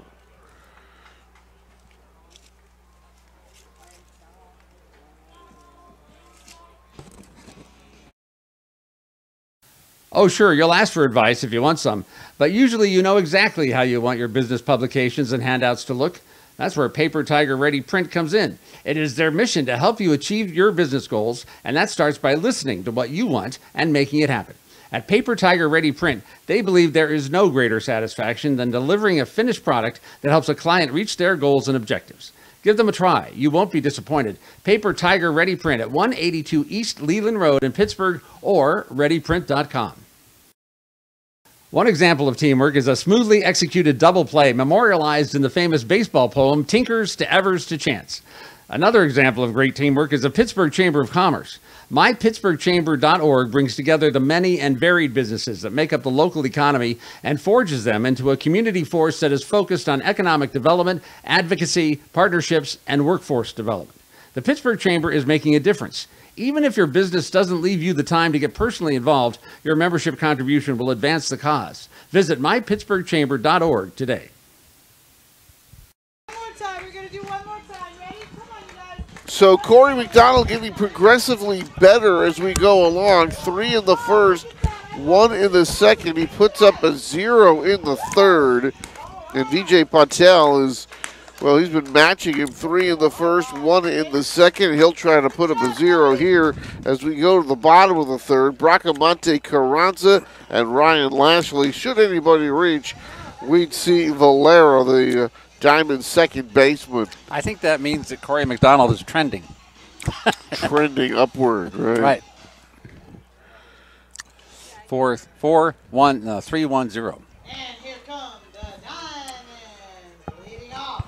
The third baseman. But boy, it really has been a struggle for Corey. A lot of walks, 3-ball counts all over the place. But the Diamonds, well, they've got confidence because they still have nobody throwing in their bullpen behind McDonald. Here's Patel. As we go to the bottom of the third, Bracamonte waits, swings, and promptly bangs one into left field for a base hit. So Bracamonte, who walked and scored in that first, slaps one through the 5-hole into left field. He's got himself a base hit. Here's Carranza. He struck out swinging back in that first inning. Now he bats here with 1 on and nobody out. Told you how hot he's been. So I started doing it and it's working. It's working. I shall dance till I dance no more. Actually, I'm so tired right now. I'm dancing to stay awake. Let's be fair here. See, energy drink. And the pitch to Carranza, high and in. Count goes 1 ball and no strikes. Runs all even at 4, hits even at 4 as well.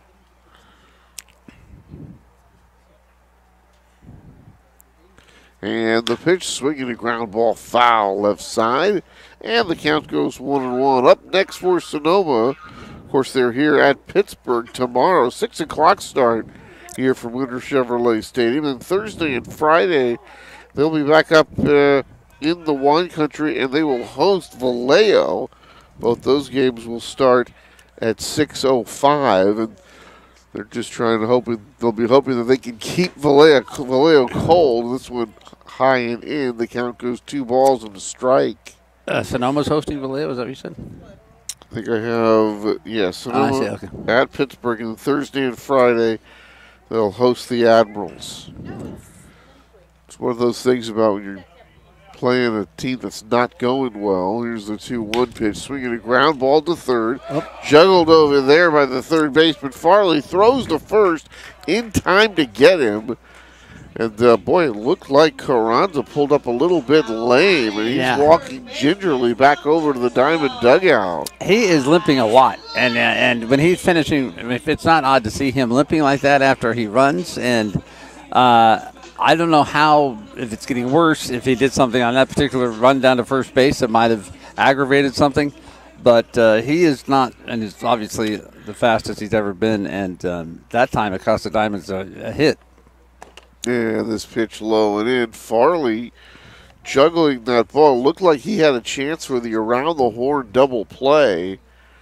But the juggle cost him. But like you said, Scott, really Sonoma lucky to get an out on that play.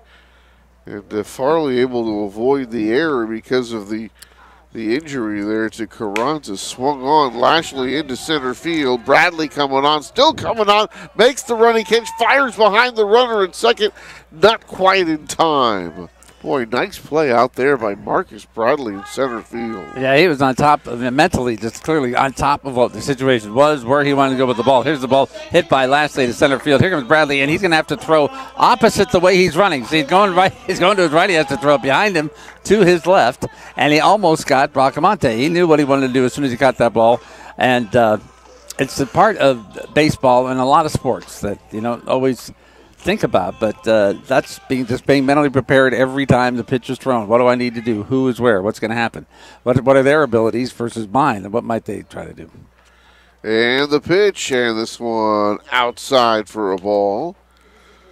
You just kind of, like you said, the situation, if the ball's hit to me, what am I doing with it? Mm-hmm. Where am I going? And he made that fine running catch and immediately threw into second and very close to doubling off Bracamonte at second base. Here's the pitch, curveball that doesn't, and the count goes 2 balls and no strikes to Rafael Valera. Rafael an RBI on a 5-3 putout in that first inning. 2-0 pitch, swinging. That ball's hit hard into left field, a base hit. Brock's around third. Here comes the throw. It's going to be cut off. Here's the throw over to second. That's not in time. And they call him out. I can't believe it. And the run will score as Danny Speck, the home plate umpire, points directly to home plate saying the run had crossed the plate before the out was recorded at second base. But we got to get another look at that. I thought Valera was in there, safe at second base. I think it was too, and I don't know if his foot may have come off the bag or not. Valera laughing about something. Here comes the throw. They try to play at the plate, but it is cut off by the third baseman, who then throws to second, and we're not going to get a good shot of it. But I agree. It appeared like it seemed to me he beat the throw. I don't know how they tagged him out. But here comes the throw to third. It's stopped by the third baseman. And then who throws to second, and here comes Valera. You can see him sliding in there, and he's just about to hit the bag. It's impossible to have been tagged out.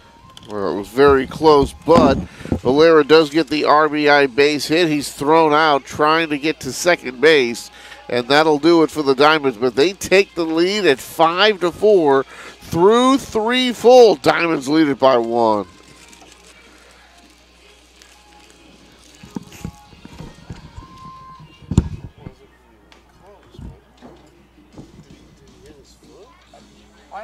Libraries are community centers, and truly the community comes and uses them. They're here for anybody who walks in the door. It's important for people to have a connection to their community because it makes you feel like you belong. Mechanics Bank really values their relationship. They actively reach out with an open hand to nonprofits. Mechanics Bank doesn't just show up and say that they're going to do something. They actually follow through. They're not just a partner in name, they're a partner in person. My name's Kristen Anderson. I'm the Executive Director of the Walnut Creek Library Foundation, and I'm a mechanic. Is there anything more fun than a ball bouncing off the outfield wall for a double?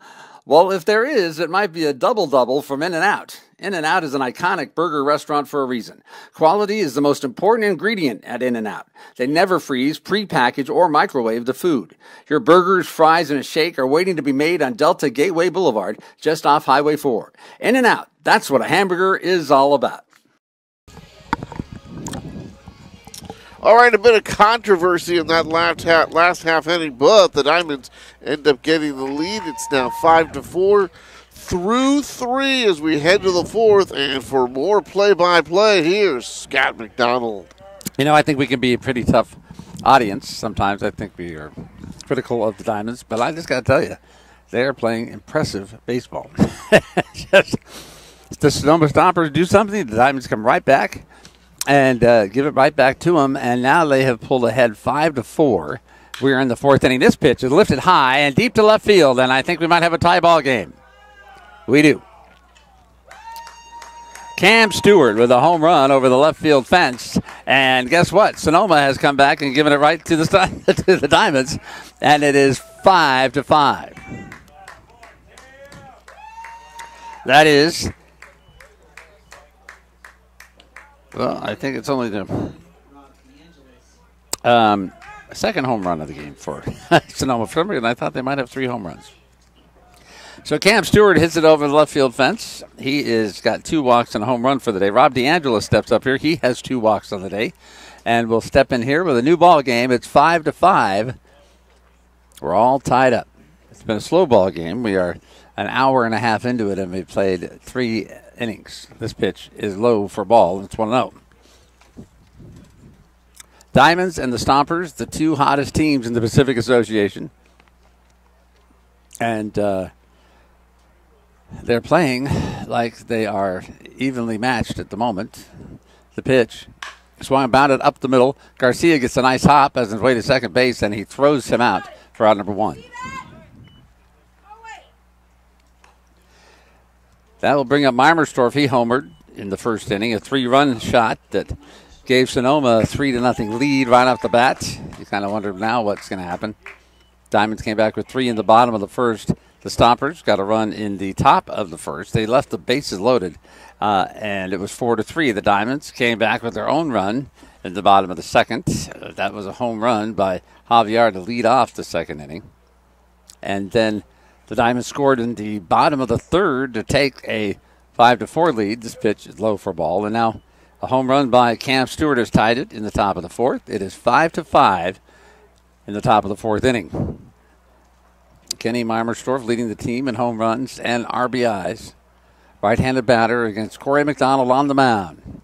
Here's the pitch. That's a ball. And now it's 2 balls and no strikes to Meimersdorf. McDonald has given up 4 hits, but the biggest problem for him, has been 7 walks. That pitch is low for a ball. This might be the 7th walk. Actually, he's given up 6 walks so far. And of those 6 walks, 3 have scored. 3-0 count here to Meimersdorf. The pitch to him is swung on him. Missed for a strike, and it's 3-1. Diamonds and Stompers on a Tuesday night in Pittsburgh where the wind is blowing strong out in center field, and it's blowing towards left field. The temperature is cool, and it's going to get cooler. And with the wind blowing like that, as you can see it in the trees, it's going to get cold fast. But that's something we know about in the Bay Area. This pitch is high for ball 4, and on to first base goes Meimersdorf. Growing up in Danville, which is like Pittsburgh, with the hot temperatures and stuff, and you go see a Giants game in Candlestick, and you just, you've done it a million times. You know you have to dress like it's Antarctica, and you just wouldn't. You'd be, I'll take this little sweater or something, and by the 6th inning, you'd be icicles forming on your face. So, if you're from the Bay Area, you know you got to be dressed for a cool turnaround in the weather. Right now, there's 1 out. Meimersdorf on at first base with a walk. The 7th walk of the game for McDonald. That pitch is a ball, and it's 1 ball and no strikes. Corey McDonald is about to throw his 91st pitch. Wow. Full night's work, and we're just in the 4th. Swung on, bounded to the right side. Valera makes a play, backhands it to Garcia. He throws the first double play. What a play. Valera picks it off his glove, headed towards second base, and then he just flips the ball out of his glove to Garcia. He throws it on to first. Here's a replay. Valera, Garcia, first, boom. Wow. Very impressive. Great play by the Diamonds. And on top of it, Jose does a 360 at the second. I think there's some kind of the ballet action is amazing. That was just really well done. It was a little bit of maybe it was more drama than some people would want to see on a double play. But the Diamonds get out of it here in the 4th inning. They give up the tying run, and we'll go here to the bottom of the 4th with the score. Diamonds 5, Stompers 5. Tony, you want me to bring it? Do you want I'll come back. I'm just ready. Thanks, Al. No problem. If you've been there before, you know when your car breaks down on the freeway, you want quick, reliable service. You want All Counties Tow. With 20 years of experience, 7 locations in Northern California, and 50 trucks, All Counties Tow is the one to count on when you need roadside help. You can find them at allcotow.com or phone 925-709-0759 for fast, dependable service. Easy and painless. All Counties Tow. Nick's Sandwiches. Want to tailgate in City Park before the next Diamonds home game? Nick's Sandwiches is a great place to start. Everything you need for a big crew of hungry fans, or a tasty lunch on the Delta, or a quick grab of coffee and a bite to eat on the way to work. Nick's Sandwiches is in Old Town Pittsburg on Railroad Avenue across from the marina. Eating at the Diamonds' favorite deli is as satisfying as a 3-run homer. Start your pregame warm-up at Nick's Sandwiches, 315 Railroad Avenue in Old Town. He said, and he did have to make that glove flip. I think he had time to. Yeah, I think so. But it's not that kind of player is good. I think you have to do that. But I'm talking about a regular ground ball to short. He'll go looking at it, all these little extra things you don't need, and it's fine until all of a sudden there's a mistake made in the middle. And Aaron just wants you to make the play. He said you pick up that ball 10 times and you would not miss. Hey, that first started, babe. He says I think you take that better than if I tell him the parents would be sad. Okay. Welcome to the bottom of the 4th inning. Here to give you a personal greeting is Chris Quitzer. He'll be followed by Stephen Javier, and then Jose Garcia, who was in the middle of that beautiful double play that we just witnessed here to end the top of the 4th inning. The Diamonds and the Stompers tied at 5, and the pitch to Quitzer is a strike. It's 0-1. Vijay Patel, we told you how many pitches for McDonald. Vijay Patel now has 64 pitches, which is not as many as McDonald. Swing and a miss by Quitzer, and it snowballs in 2 strikes. Chris going out of the strike zone that time, down to one knee to try to get it. I mean, seeing a lot of guys do that when they're going the other way with a pitch. Pitch is high for ball. It's 1-2. But not so much just to go out of the strike zone, but Quit's a little bit fool as he swung over the top. 1-2 count. Quitzer hitting .338 when he came into the game. Pitch is high for ball. 2-2. 1 home run, 15 runs batted in. Certainly been another nice addition to this lineup. Another guy that really lengthens the lineup for Aaron. This one high to center field. Marcus Bradley wandering over to the left center field area to make the catch. He was hit the ball well up there, and the wind is blowing so hard in that direction that may have been one of the reasons Bradley kept moving to his right.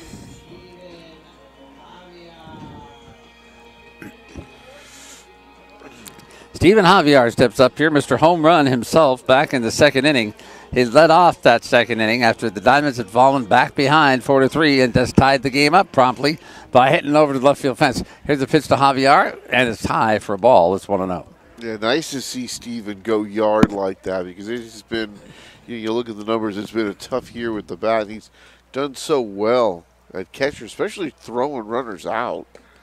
That pitch bounces off the glove of his counterpart and back to the backstop. So it's going to be 2 balls and no strikes on Javier. He's had a couple of those during the course of the season that we see where it looks like he doesn't have a chance to get the runner, and somehow his throw gets him anyway.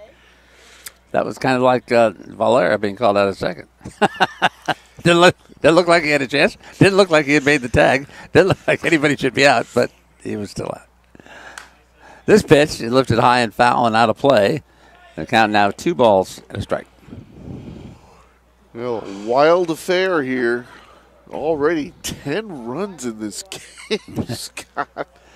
Only 1-0 so far on that board. The pitch from Patel is swung on a miss for a strike, and it's 2-2. Actually, at least the pace of the game has picked up a little bit here, I think. Yeah, the walks sure do slow it down. 2-2 count. Low for ball. Full count now, 3 balls and 2 strikes. 1 out. Bottom of the 4th inning. It is 5-5 here between the 2 hottest teams in the Pacific Association. First place Sonoma and third place Pittsburg. That pitch, ball 4. Yeah, a couple of good takes there by Javier. That one especially. A couple of 2-strike takes and pitches that didn't miss by a whole lot. But Javier seeing the ball very well, being very patient, and he earns the walk. Jose Garcia comes to the plate. He flew out to center field his first time up. And also, as we said, got that catch from Valera, did a 360 and finished the double play. Pitches a strike, it's 0-1. So both these pitchers piling up the pitch counts, trying to establish some order in this ball game. That pitch is a strike. No balls and 2 strikes to Garcia, and you wonder, McDonald, I don't have a total now, a fresh total, but it's got to be over 100, right? And he hasn't particularly been effective. Why would you take him out of the game? I mean, 100 pitches, man. This pitch is fouled back right at Paula. and you didn't hear it? I don't know why, because that was a big sound. No balls and 2 strikes with 1 out, and Garcia at the plate.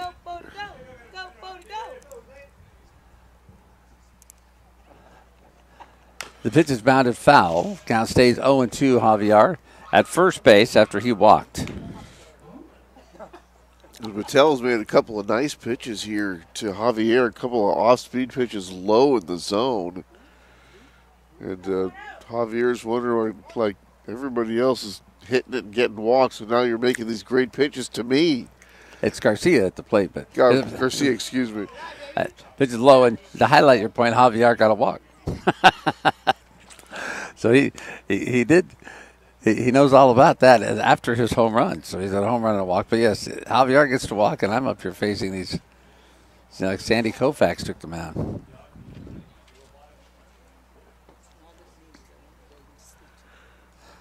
I was just hearing about the pitch bounces up there. It actually may have gotten over the plate, but bounced in front of the catcher. And the count's now 2-2 to Jose Garcia. And I didn't realize one thing about Sandy Koufax. He was on the mound in the Marichal Roseboro incidents. And when that happened, and Marichal, the ball was thrown close to Marichal, he didn't like it, and then Roseboro, and then Marichal was backing away and barely hit him with the bat. I thought he was standing there pounding him over the head with it, but it wasn't quite the case. Here's the pitch. So Garcia hits it to right center field, charging it. Bradley makes the catch. Throws back to first. Did he get Javier? Yes, double play. Well, it didn't look to me like that was going to be an out. It looked to me like it was going to fall in for a base hit, and I think Javier had the same reaction. And as Bradley chased over there and got the ball, here comes his throw to first, and he let it fly, and he got it right there to Baptista on the fly. We've seen some great defense from Marcus Bradley in center field, and that's a double play that ends the bottom of the 4th inning. So the Diamonds fail to score here. We're going to the 5th inning with the score 5-5. What was that? Just goes out. Oh, God. Little J's. The handcrafted burgers are sensational. The generous sandwiches are delicious. The hand-carved tri-tip is the best in town. Getting hungry? You probably already know where to go to find these food treasures. Little J's in Pittsburg. Since 2003, Little J's has been rewarding those smart enough to stop in for a meal. They can also cater your next event. On Loveridge Road, it's Little J's Restaurant. In baseball, dedication, hard work, and some creative thinking can make a team a champion. At Winter Chevrolet, the same qualities can make you the champion. Pittsburgh's new and used Chevrolet dealer has the car that will make you feel like you just hit a home run.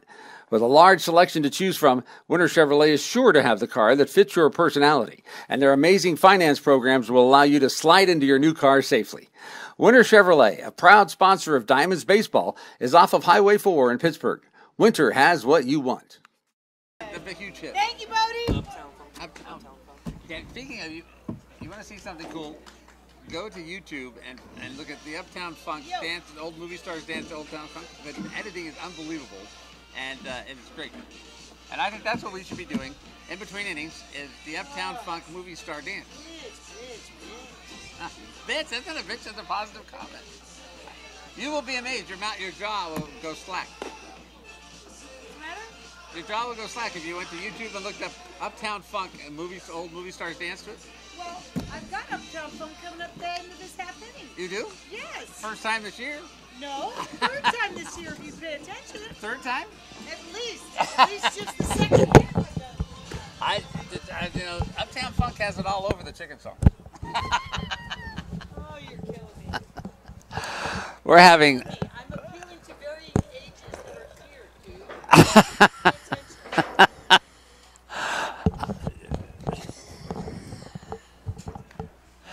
Here we go to the top of the fifth inning, and the Diamonds and the Stompers are tied at 5. 5 runs, 4 hits for Sonoma. 5 runs, 5 hits for Pittsburgh. And Corey McDonald and Vijay Patel have weathered early storms for both of them on the mound and are now have calmed down considerably here. So, we are going to see how Corey does up against Daniel Baptista to lead off his fifth inning, and the first pitch is a strike. It'll be Baptista, and then Hartley, and then Farley, excuse me. The first 3 scheduled hitters here in the top of the fifth inning. The 0-1 pitch is popped up by Baptista on short center field. Back there is Garcia, just standing there behind second base waiting for it, and he makes the catch.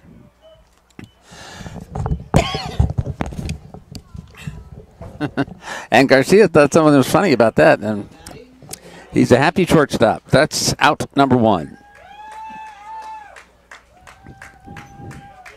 Now Hartley will step up here, and he fouled out to Javier in the first inning, popped out to Rafael Valera in the third inning. First pitch to him is swung on and fouled back, and it's 0-1.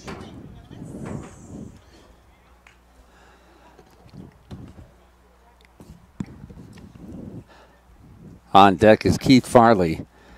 So Sonoma 3 games ahead of the Pacifics, who are winning tonight against Vallejo 2-0.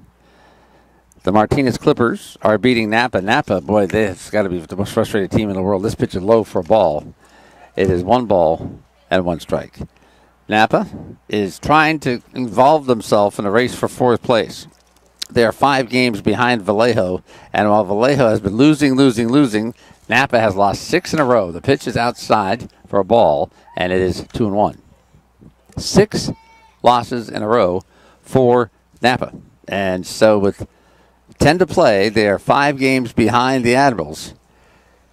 And things are slipping away. Here's the pitch. Swung on, and this ball is lifted high to short right field. And charging in now is the right fielder, Blatnick, because I think he thought that Valera had more of a play on it than he did, and then at the last second he realized he had to make the catch, raced in, and was able to get there. They're having a conversation about it out there, obviously, to have a little better communication. It's like when I call you off, don't come out and try to catch it. Don't confuse me. So Napa has lost 6 in a row. The Vallejo is 1-9 in their last. They lost 11 in a row, 10 in a row at one point, and Napa just could not win. They could not win to catch up with Vallejo. Vallejo made it as easy as they possibly could, and Napa just didn't take it. Here's a pitch. Swung on line drive right side, base hit. That'll fall in front of Blatnick, and he'll make the play. Throwing to first, trying to get him at first base, and almost did. Farley gets on with a base hit, though, and so there'll be a runner at first with 2 down. So anyway, to complete that thought, 5 games behind Vallejo is Napa with 10 to play, and tonight Vallejo is losing, but so are the Silverados, and so another opportunity will have gone by the wayside. But it is possible that Vallejo could lay over and play dead, and Napa still might squeeze in there, so stay tuned. The Diamonds are worried about staying in 3rd place. And at 3rd place, there's an interesting possibility. At first base is Kevin Farley. There are 2 down. The pitch to Romero, he squirts to bunt with 2 outs. And he pulls the bat back, takes a ball. Interesting strategy. Obviously, he's trying to do it for a base hit with 2 outs. He's not trying to sacrifice the runner. 1-0 count. McDonald, the 1-0 pitch. Swung out, bound left side, right at Bracamonte. He stops it. He picks it up. He throws. He got it. Out number 3 here in inning number 5. The Diamonds shut down Sonoma, and they get a second 0 up there on the scoreboard for an inning. We're going to the bottom of the 5th with the score, the Diamonds 5 and the Stompers 5. Come on, buddy. Got one for you. The 90 feet between third base and home plate is some of the most important real estate in sports. That's why a coach is located there to help runners navigate the valuable turf. There is help for you, too, when you need to navigate real estate issues. Kroski Real Estate in Pittsburgh has been building strong communities since 1946. The family-owned and operated business is an expert on commercial property management, real estate sales, and residential property management. Kroski Real Estate is on Railroad Avenue in Old Town Pittsburgh. When you are making the turn for home, get the help you need from Kroski Real Estate. One example of teamwork is a smoothly executed double play memorialized in the famous baseball poem, Tinkers to Evers to Chance. Another example of great teamwork is the Pittsburgh Chamber of Commerce. MyPittsburghChamber.org brings together the many and varied businesses that make up the local economy and forges them into a community force that is focused on economic development, advocacy, partnerships, and workforce development. The Pittsburgh Chamber is making a difference. Even if your business doesn't leave you the time to get personally involved, your membership contribution will advance the cause. Visit mypittsburghchamber.org today.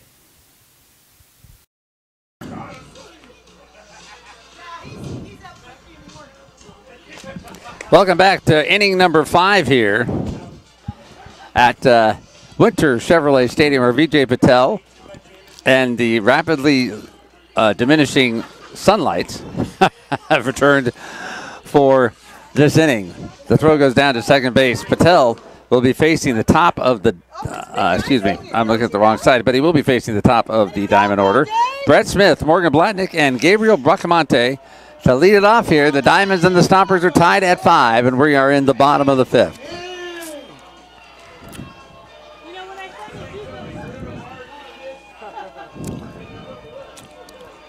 Brett Smith here to step in. He has a walk. He has a single. He had a very exciting week last week. Here's the pitch. Swung bound to the left side, right to the third baseman, who picks it up, and Farley throws him out. He and Blatnick had an exciting week last week. Brett Smith scored the winning run on Thursday night. When Carranza had a walk-off single, and they both scored on his grand slam and on Saturday, and then he knocked them in on Wednesday with the winning runs. I mean on Saturday night with the winning runs in the 8th inning, and then and Blatnick scored from third on a wild pitch for a walk-off win on Sunday. That's a good week. That's a very good week. Here's the first pitch to Blatnick, and he takes a ball. It's 1 ball and no strikes. It's got to be one of those great feelings, Scott, when you get down, you're down late, and somehow you just feel like something's going to happen and we're going to win the game. Right. And it takes over those championship-type teams. It really does. Sense of that. Right now, the Diamonds are not behind. They got behind early in this one, down 3-0 after a 3-run home run in the first inning for Meimersdorf and the Stompers. This pitch to Blatnick is fouled away, and the count is 1-2. But the Diamonds came right back in the bottom of the third, got 3 of their own, and then 1 run for each team in the second inning. The Diamonds went ahead in the third, and they tied it up in the fourth. And now that's where we are here in the bottom of the 5th. But we're starting to see some 1s and some 0s up there. It's starting to look more like a normal game. Blatnick swings and misses, and except for that part where Blatnick strikes out, that doesn't look like a normal game at all. That's not normal at all. Gabriel Bracamonte, a walk, a single, 2 runs scored. Batting the third baseman, number 26, Gabriel Bracamonte.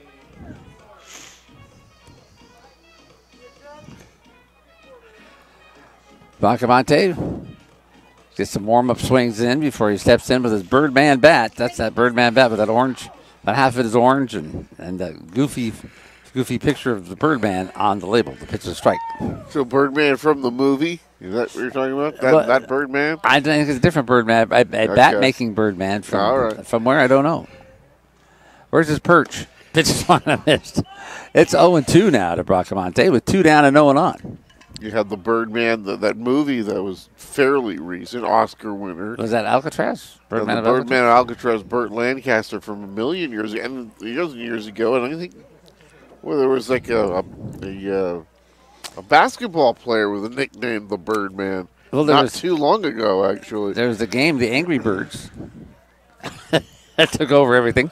Ground ball left side, Bracamonte gives a nice couple easy hops to the shortstop who throws it, bounces up in Baptista's glove, and he makes the catch for out number 3. So, got Bracamonte trying to beat it out, but he couldn't quite get down there in time, and the bouncing throw was captured by Baptista. 1-2-3, the Diamonds go out here in the bottom of the 5th. We're going to inning number 6 with the score 5-5.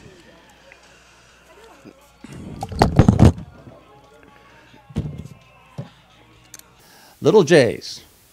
The handcrafted burgers are sensational. The generous sandwiches are delicious. The hand-carved tri-tip is the best in town. Getting hungry? You probably already know where to go to find these food treasures. Little J's in Pittsburg. Since 2003, Little J's has been rewarding those smart enough to stop in for a meal. They can also cater your next event. On Loveridge Road, it's Little J's Restaurant. In baseball, dedication, hard work, and some creative thinking can make a team a champion. At Winter Chevrolet, the same qualities can make you the champion. Pittsburgh's new and used Chevrolet dealer has the car that will make you feel like you just hit a home run.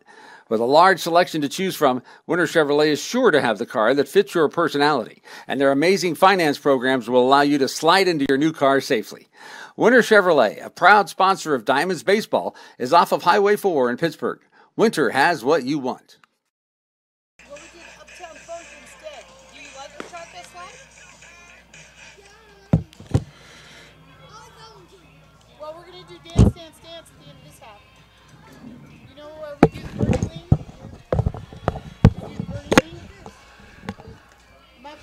The Diamonds, and I'm not too concerned about it as we go here to the top of the 6th inning, because the Diamonds have, in this past week, the most exciting week in Pittsburgh baseball history, have done nothing in innings 4, 5, and 6, which are my innings. Nothing. They have done nothing. The game has done nothing. And then, but you saw that great glove flip double play. We had that. Yes, we did. That was awesome. So I'm not really concerned about what's going to happen here in the next inning, because nothing's going to happen. And then things will pick up in the 7th inning, so don't go away. We have a beautiful moon appearing above Winter Chevrolet Stadium. It's more than half. It's not quite 3/4. So whatever that is, so there it is. A waning or a waxing crescent or something? I don't know. I don't know if it's waning, waxing, or what it is, that's the extent of my lunar knowledge. It looks like a kind of a partially eaten cookie is what it looks like. Ooh, cookies. Ooh, there's a picture of it. It's there captured you go. by Bay Area Sports.tv right there on your screen. Good shot from Tim. Thanks, Tim. All right, it is 5-5 here. The first pitch to Marcus Bradley, leading off this 6th inning, and he squares the bunt, then pulls the bat back, and it's 1-0.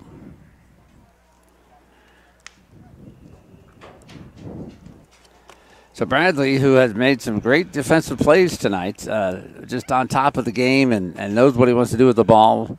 It's a good thing to watch if you're a young baseball player, to see someone who is, just thinking about what the next steps are in this game and what he needs to do to be prepared.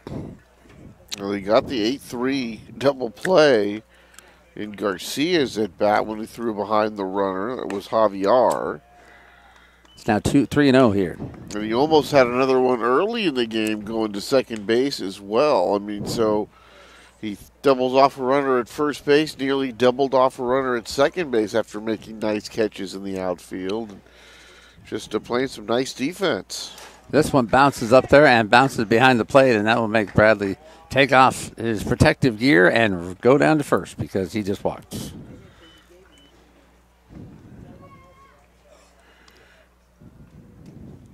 Diamond bullpens going now.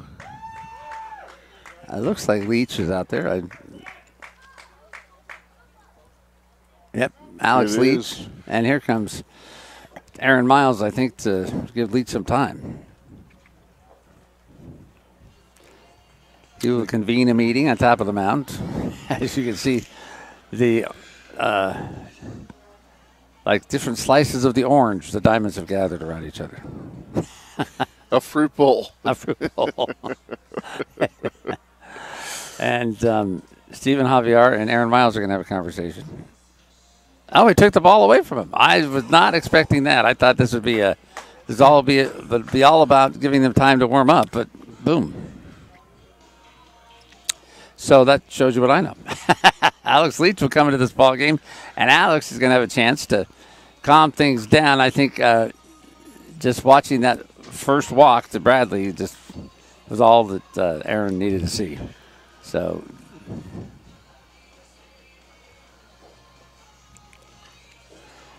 Aaron has had his say, and he's going to walk back to the dugout, and Javier is going to have some more words to say to Leach, like throw a strike. Rafael Valera, he's got something to say. You know, Bracamonte's got something to say. So they're going, and then of course the infield. I love this part where the guys in the infield will stand around and observe while the pitcher warms up, like they're a review panel. It's gonna put up numbers like no, that pitch was a 3. Well, 5+ for McDonald, and so far 5 runs. And the runner at first base, Bradley, his responsibility. He has yielded 5 hits. Well, Alex Leach will step in here. Did you have more you want to say about Corey? 8 walks. Yeah, well, that's all you need to know, really. That is all you need to know. In the first inning, he gives up a home run to Meimersdorf. If he doesn't walk anybody, it's 1-0. You know, it's just the walks just kill you. Alex Leach, he's making his 22nd appearance on the year, 30 1/3 innings pitched. He has, in 30 1/3 innings, given up 17 walks, which is not a bad number, and 38 strikeouts. His record is 3 wins and no losses, and he has an ERA of 3.86. They're good numbers, worthy of promotion. High-scoring league, and a guy that's that far sub-4, doing well. So Bradley is on at first base with nobody out here, and we are in the top of the 6th inning. It is 5-5 between the Stompers and the Diamonds. Alex Leach in relief of Corey McDonald, and he will face Cam Stewart, who has walked twice and homered.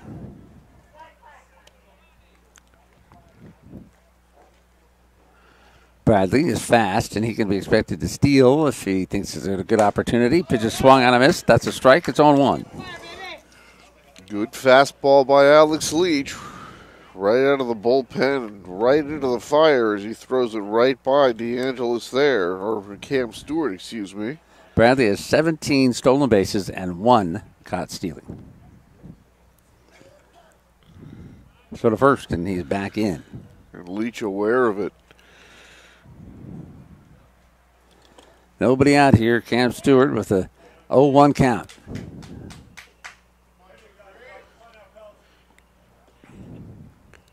One of the big improvements in this baseball season, I'm going to get to in one moment.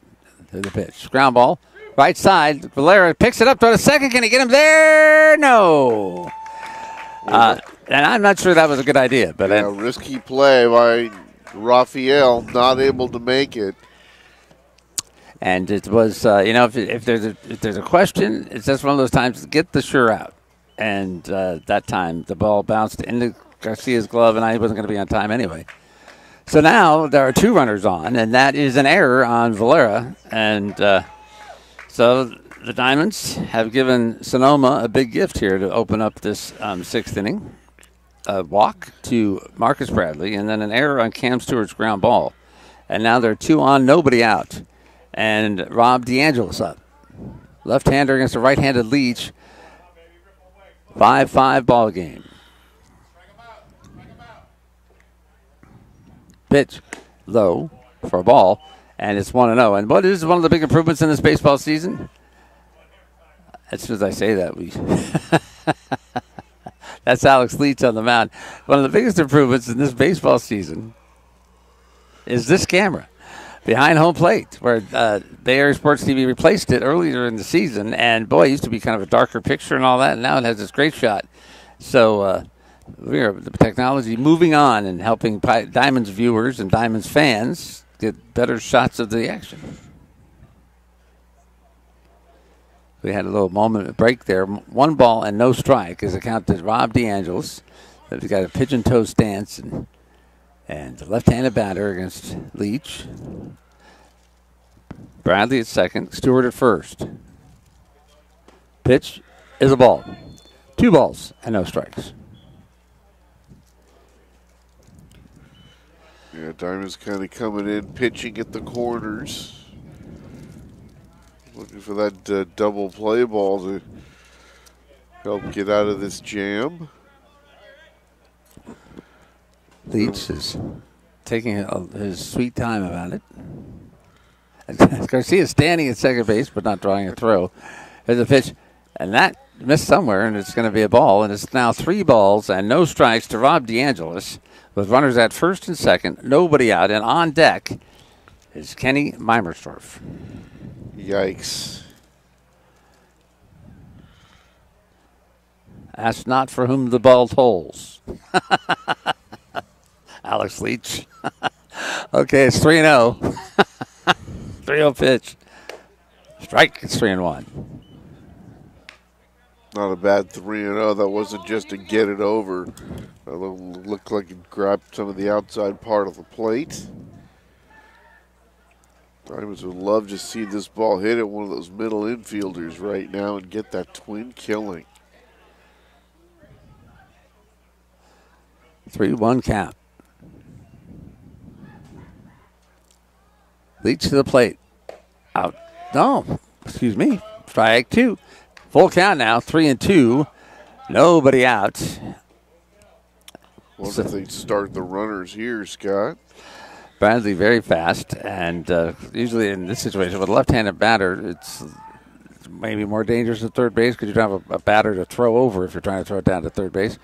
But Bradley's fast, so we'll see. We'll just see what comes up here with a 3-ball, 2-strike count. Not taking a very big lead out there. Not going. Pitch foul back. And you got Garcia dogging him behind there to make sure he doesn't get a big secondary lead. But you're right, a nice wide open spot to throw from if you're Javier with a left-handed batter up there, so good sight line to third. Full count. First and second, nobody out.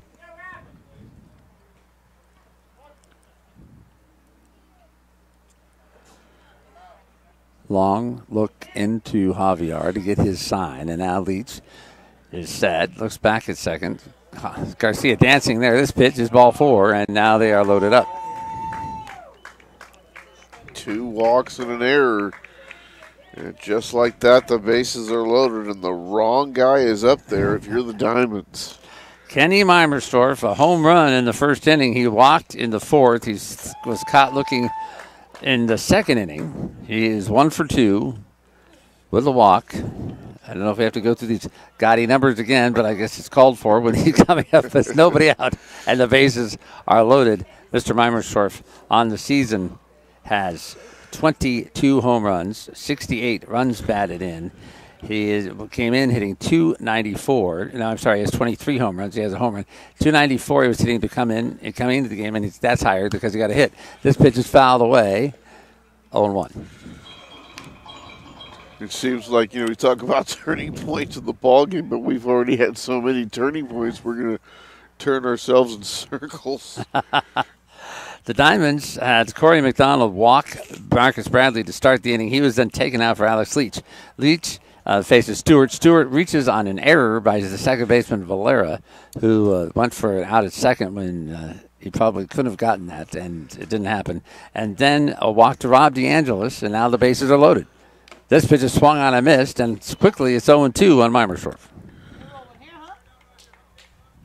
And in all fairness to Valera, he is trying to get that at the time the lead runner. It just when we looked at the play again, it was just one of those. Look, boy, that's going to be a really tough play when you had the absolutely sure out at first base. And in a game like this, you know, sometimes you just got to take the one that's presented to you. No balls and 2 strikes to count to Meimersdorf. Swung on line drive, left field, base hit. Coming in to score is Bradley. Right behind him is Stewart. The throw to the plate is not in time, and it is 7-5. So Meimersdorf picks up a couple of more RBIs, 5 now in the ball game, including that 3-run bomb. And boy, when you load the bases with no outs and the cleanup guys coming up, you're expecting trouble, and the Diamonds found the trouble. Trouble has arrived in the form of Kenny Meimersdorf. Again, I mean, it such a, it belabors the point, but it makes the point, and that is, this is the first hit in the inning was Meimersdorf's single. And 3 base runners on there because they didn't earn it, and 2 of them score, and it is now 7-5. And the pitch is a ball. It's 1 ball and no strikes to Bronson Butcher, the catcher for Sonoma. Butcher has flown out, popped up, and hit into a double play. Close the book on Corey. There's a pitch to Butcher, and he tried not to swing, but he does swing, and that's going to be a strike. It's 1-1. So Leach inherited the 1 runner.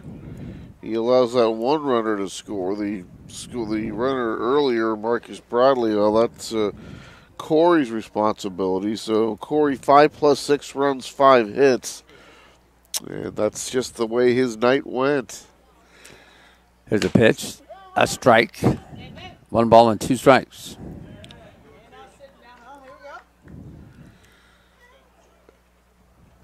You go back in the ball game, Scott, and you always look at just, 1 pitch there is different. 1 pitch there changes something. 1 play that's made or not made can change the entire ball game for a team. 1-2 pitch is outside for a ball, and it's 2-2. At second base is Rob DeAngelis, At first base is Meimersdorf.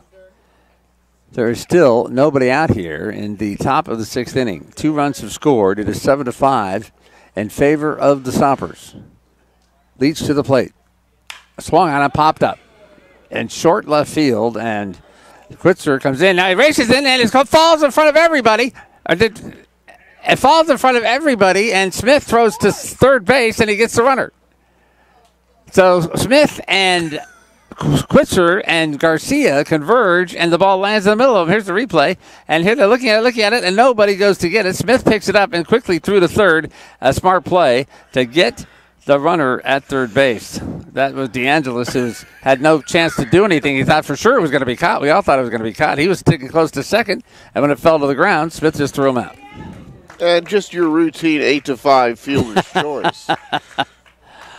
Well, no one can get an error on that, I guess. No, they got the out. There's no reason to give an error, but it's just an 8-5 fielder's choice. You're was kidding me. An odd play. There's a pitch that's fouled away. The Giants won their game last night in New York on a similar type of play where the shortstop and outfielder for the Mets had a horrible run in the outfield, and the ball fell to the ground. But not so here. Everyone was safe, including the ball.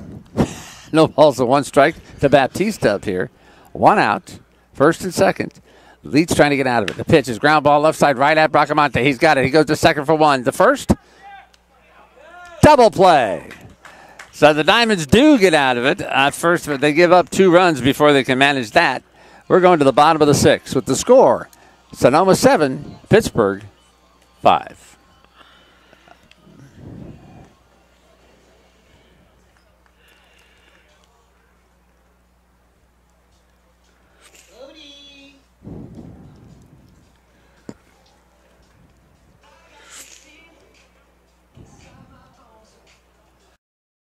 If you've been there before, you know When your car breaks down on the freeway, you want quick, reliable service. You want All Counties Tow. With 20 years of experience, 7 locations in Northern California, and 50 trucks, All Counties Tow is the one to count on when you need roadside help. You can find them at allcotow.com or phone 925-709-0759 for fast, dependable service. Easy and painless. All Counties Tow. Nick's Sandwiches. Want to tailgate in City Park before the next Diamonds home game? Nick's Sandwiches is a great place to start. Everything you need for a big crew of hungry fans, or a tasty lunch on the Delta, or a quick grab of coffee and a bite to eat on the way to work. Nick's Sandwiches is in Old Town Pittsburgh on Railroad Avenue across from the marina. Eating at the Diamonds' favorite deli is as satisfying as a 3-run homer. Start your pregame warm-up at Nick's Sandwiches, 315 Railroad Avenue in Old Town.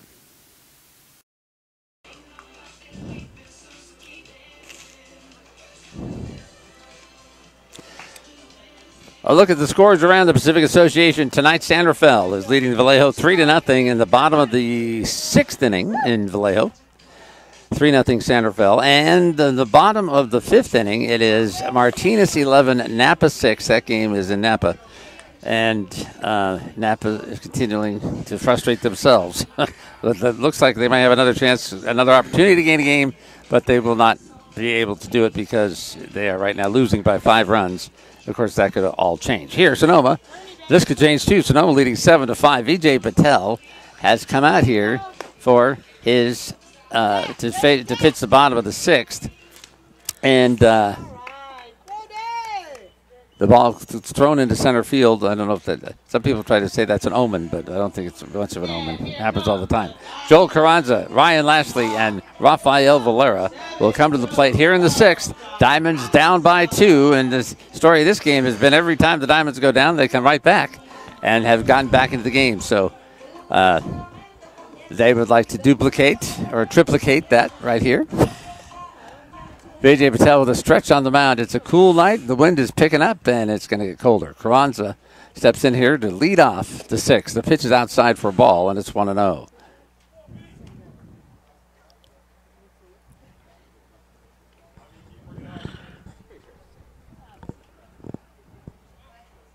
Here's the next pitch to Carranza. Bounded right back up the middle. Behind second and into center field for a base hit. And Carranza, who came off the field limping last time, is limping his way to first base, but he is on. You know, just what can you do? His bat is so good. You just have got to have him in the lineup. If he's breathing, put him in the lineup. And that one he hits like a 6-hopper, and it finds a hole. I mean, it just exactly. It's just going good. Yeah. Because if they get it, they can throw him out, but But they just can't get it. they can't get it somehow. It's so odd. 90 pitches now in the night for Patel. Here's the pitch. 91 is a strike. And so Carranza on at first. The tying run is now at the plate in the form of Ryan Lashley, who has doubled, flown out to center. We're in the bottom of the 6th. 7-5, Sonoma. This pitch from Patel swung on and missed, and that's 0-2, and that was not a pitch that he was particularly close to hitting. No, that was running away from him. It was up in the strike zone. Kind of reached out there, and still he missed it by a whole bunch. Runner at first. Nobody out. A little smile from Lashley as he waits for the next pitch. And that won't bring a smile to his face. Swinging strike 3 for out number 1. And the Stomper bullpen is going now as Valera comes up. So here comes Mr. Valera, and we had a fine conversation we mentioned it the other day in Sonoma with Diane, Raphael's fiance, who has been here for the last week watching the games in person. And it was Valera's birthday last week. And she's a fine young lady from Nicaragua, from Venezuela herself. And this pitch is lined to right field, and that could be trouble. Going back to the right fielder, he makes the catch. No, that's Hartley out there in right field. We've seen some nice plays defensively here in this ball game. Marcus Bradley's made some. Batista is over there at first. And now Hartley out there in right field. And you and I are thinking extra base hit out there. And he ran it down going toward the line. Well, Sonoma has seen enough of that. He got two straight outs, and they're gonna. It looks like they might want to replace him. I don't know. That's such an odd time to come out to the mound. Now Patel, Valera hit the ball fairly well, but it was one of those looping line drives. It was not going to kill anybody. And there are people warming up. I don't know if they're ready. Did have a left-hander warming up in the bullpen out there, and you got Quinter and he's going to go.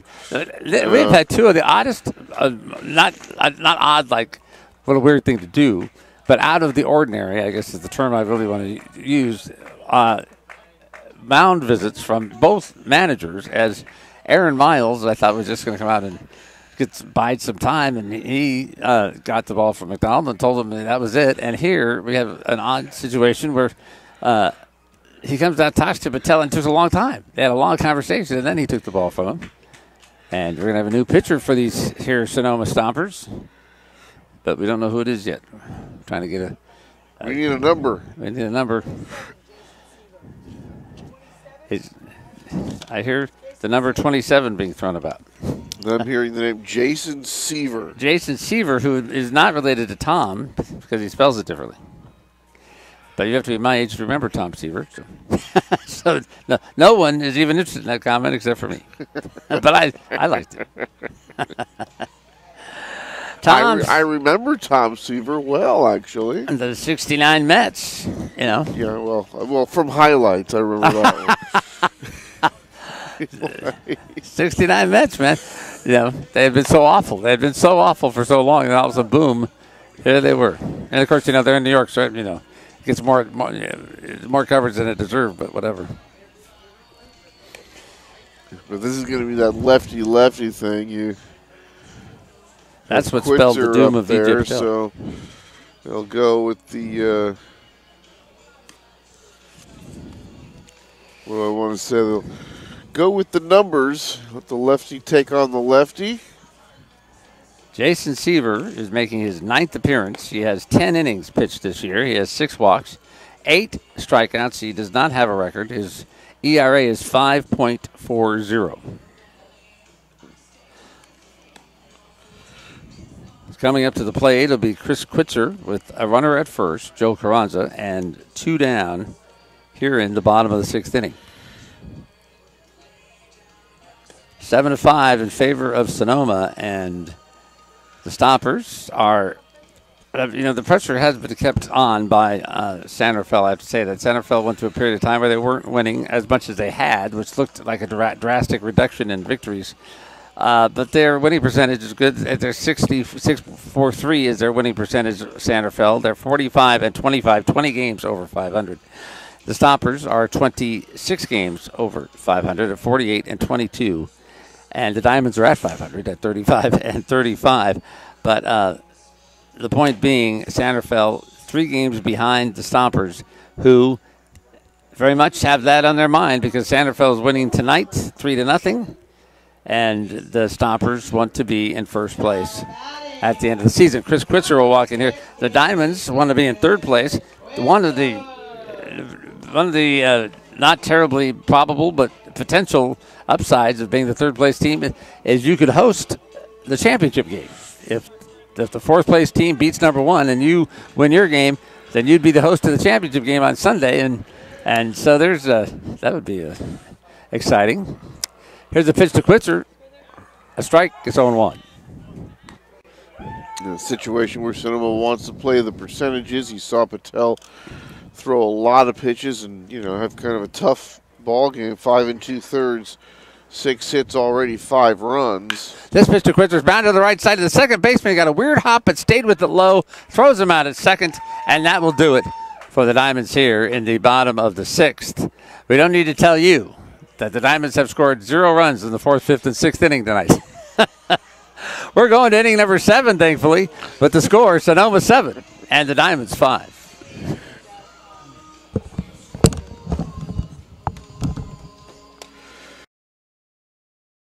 Oh, sure, you'll ask for advice if you want some, but usually you know exactly how you want your business publications and handouts to look.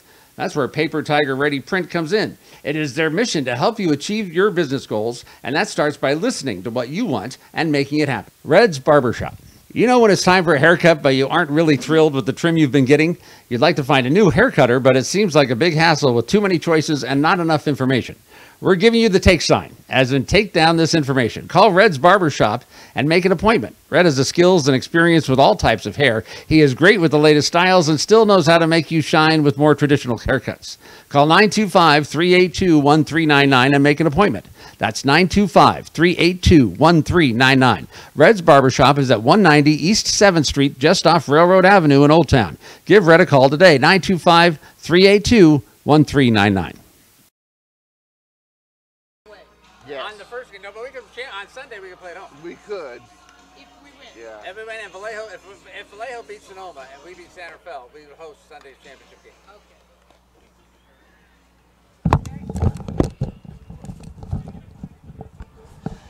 You got Labor Day plans? Cancel them. The Diamonds could be hosting the Pacific Association Championship game. A lot of things have to happen, but certainly they could be in it. Not so many things have to happen for that. And so that would be a good chance to catch the first Pittsburg championship. And you know what everyone gets when you get a championship? A diamond ring. Whoa. Whoa. I don't know that that would be in the cards. It will probably be a T-shirt. A Pittsburgh diamond ring. You know? Well, Vallejo gave everybody rings. You're serious. Oh, yeah. We were there for the ring night.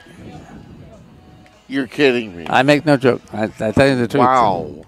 It seems awfully expensive. Yeah. It is. Well, you know, Cracker Jack's not so bad. Okay. We're going to the seventh inning. Tony Schultz with the play-by-play. All right, Scott, thank you very much. To the seventh we go. Hartley, Farley, Romero, bottom third of the lineup. And Leach will face that. Leach came on, inherited a runner, did not allow him to score. And McDonald, 5+ runs, 5+ innings, 6 runs, 5 hits, 8 walks for Corey. So Leach another inning as this one outside for a ball. It's been Patel and then Seaver. Jason Seaver inherited 1 run, did not allow it to score. 5 2/3, 6 hits, 5 runs for Patel in his game. This one up high for a ball. So right now Patel is the pitcher of record. He's in line for the victory, and McDonald, right now, he's on the hook. He would get the loss if the Diamonds can't rally, but with the way things have gone with the Diamonds, there's one right back at us. Strike 1, 2 balls and 1 strike now to Hartley. I'm trying to wrestle this cardigan sweater to get it on me. I might have it by tomorrow night's game. So, trying to get McDonald off the hook will be the Diamonds' offense, and Leach and the Diamond defense will try to keep Pittsburgh close. Big swing and a miss. The high fastball. Count goes 2 balls and 2 strikes. Well, we tell you so much about these guys getting promoted and moving up, but as I talked to Joe Torre last week, Scott, there's a whole lot more to it than just getting promoted. I told you about the whole visa situation and how they don't want to pay for that, and the situation with Bracamani. Here's a big swing and a miss as Hartley goes down on strike. So a good start to the inning for Alex Leach here with the strikeout, and that'll bring up Kevin Farley. But it seems there's a lot of guys that, because if they go up to some of these other leagues, Scott, of course, they're not guaranteed to play. Right. It could be those situations where you only get a handful of bats in quite a while. Yeah. Then you're out of here. They release you. Right. And then you go back and come back to a team like this, and you're all out of sorts because you haven't played. Right. There's a pitch that's in there for a strike. You don't want to go to the wrong situation. You want to go to a place where you're going to have a chance to play. Maybe not every day, but. So it's you're obviously trying to move up, and that's the big part of what this whole thing is about. The 0-1 pitch. And that misses, count 1 ball and 1 strike to Kevin Farley. Couple of base hits in the game for Farley, so he's 2 for 3. But, I just assumed it was like, well, somebody wants to promote you, you take the promotion. This one's in there for a strike. It's 1-2, but that's not how it went. Bracamonte, Valera, Fernacci, Nick Akins all guys that are really say due that promotion just because of how well they played. A called strike 3 here, and a great start by Alex Leach. Strikes out Hartley, swinging, Farley looking. Here's Rayson Romero. When you talk about a guy who went up this year after a handful of games, was Graylin Durkee.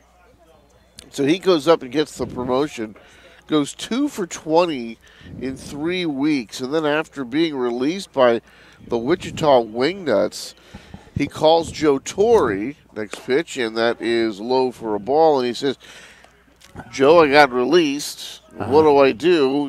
And Joe's kind of the middleman for all these kind of things. So Joe gets in touch with Dennis Pelfrey, and Pelfrey's trying to place him, and then that one misses. And the thing about Graylin is, he's kind of limited defensively because he can play first base. They looked at him playing third. They said, well, they hit him some ground balls there, say he can't play third. This one just misses. The count goes 3-0. And what Joe was really doing was he was actually holding a spot for Jose Garcia to take that spot. The thing is, Garcia got married during the beginning of the season. There's a pitch called strike, and the count goes 3-1. So Joe's telling me, hey, look, if Garcia had not gotten married, he would have been in the Frontier League all season as a utility guy. Here's a 3-1 pitch, and that's in there for a strike, and the count goes 3-2. So point being is that, a promotion is great, and it's what you're looking for, but if it doesn't work out, it can really set you back. Well, I think that Graylin Durkee story is kind of maddening in the sense that 3-2 pitches, high ball 4. You scout Graylin Durkee. Who says he's a third baseman? Why do you scout somebody and then you bring them over and then you try to change them and turn them into a third baseman? That's not fair to Durkee, and it's not smart on the part of your team. I mean, why go find a third baseman? That's an odd. That's so odd. They're just looking for somebody, and then you had somebody like Durkee who hits so well, and you're like, you want to promote him, but he's really limited. He only plays first. Well, you've already got somebody first. Where else can we play him? Well, we can't. And then he gets in that situation where he's not playing. And well, that's why he needs a team that needs a first baseman. Yeah. And there's a pitch that's low and chased down here by Javier. Romero could have taken second, but he just kind of was frozen there watching Javier. But you just got all these kind of things in place, Scott. And, when something comes up here where you might play, you've really got to calculate for yourself what's the best scenario for you. And in this level of baseball, information is hard to get. Pitch is up high for a ball, 2 balls and no strikes. And that's, Joe Torre's telling me the conversations that he has with Aaron. And Aaron's asking, well, what do you know about this guy? And sometimes their information is sketchy. They've got to go out there and find other information, too. I remember the day Sean Johnson arrived, there was this big, gnarly-looking, tall, stud-looking guy, and you just noticed him out in the baseball field among the diamonds. And I said, who is that? He said, well, his name's Sean Johnson. He's a new pitcher. He says, I don't know much about him except for watching a couple YouTube videos. And then he leaves, then he gets promoted in about 2 weeks. I don't know if I'm getting a line or maybe they knew more about him or what, but Johnson turned out to be a good find. He sure was. That one's in there. 3 balls and 1 strike to Marcus Bradley. 2 strikeouts and a walk in the inning for Leach. We've reached the late innings officially now. Top of the 7th inning as we look at Bracamonte down there at third. There goes the runner. Here's the pitch. Called strike. Throw down is not in time and a stolen base. Yeah, Valera didn't even have a chance to attempt to apply a tag. He just took the pitch, the throw standing up. So Romero steals second base. He's in scoring position now for Marcus Bradley, but a number of these guys are talking about Bracamonte, Valera, Fernacci, Nick Akins.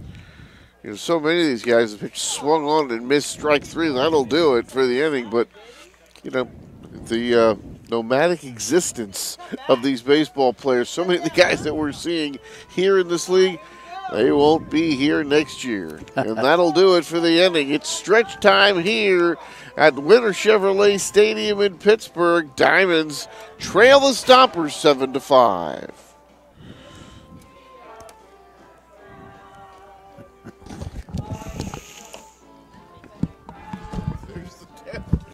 Is there anything more fun than a ball bouncing off the outfield wall for a double?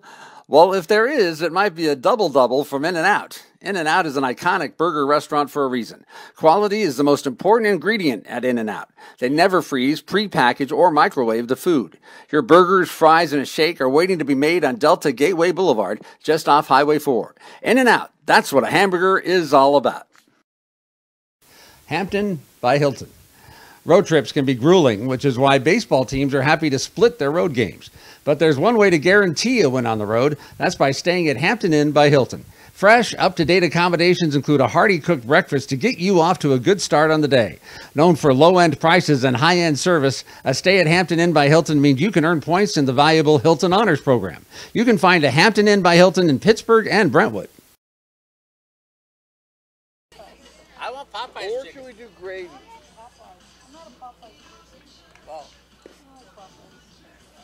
You know, I think, oh, I gotta do this, don't I? Look on me like All right, home half of the seventh we go. And another inning here coming up for Seaver. This song's cool. Javier will start it off.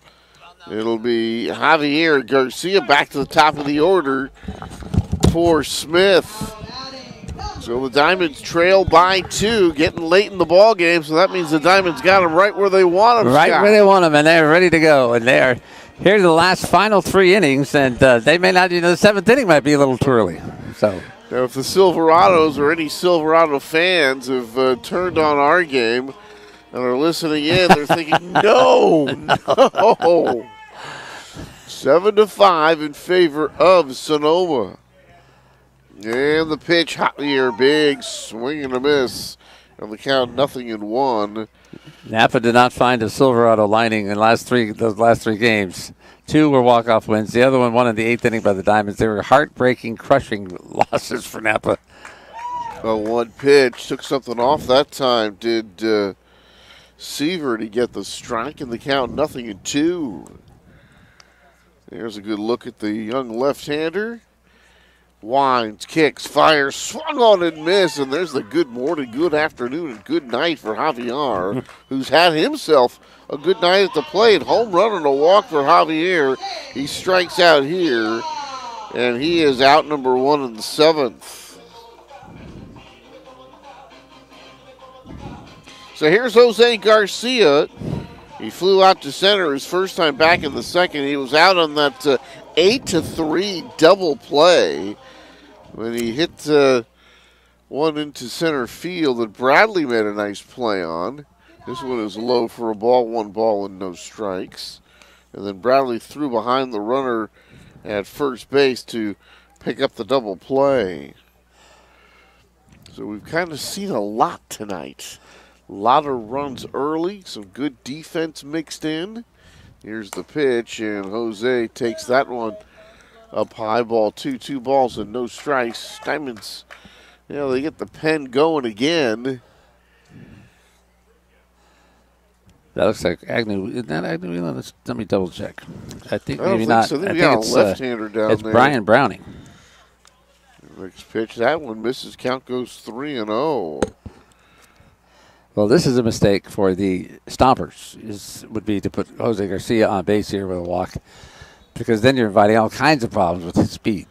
3-0 pitch, and that's a called strike that just does catch the inside part of the plate. I think Garcia thought that was inside. So Javier struck out. Garcia now do a 3-1 pitch. As Seaver gets ready again, unloads, and strike 2 with the fastball. And the count full now to Jose Garcia.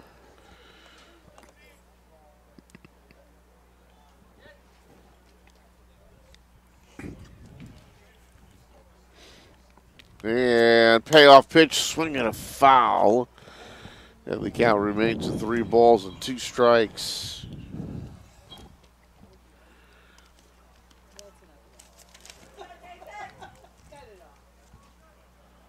Diamonds a 5-4 winner on Sunday. Agnew Whelan got the win in that game.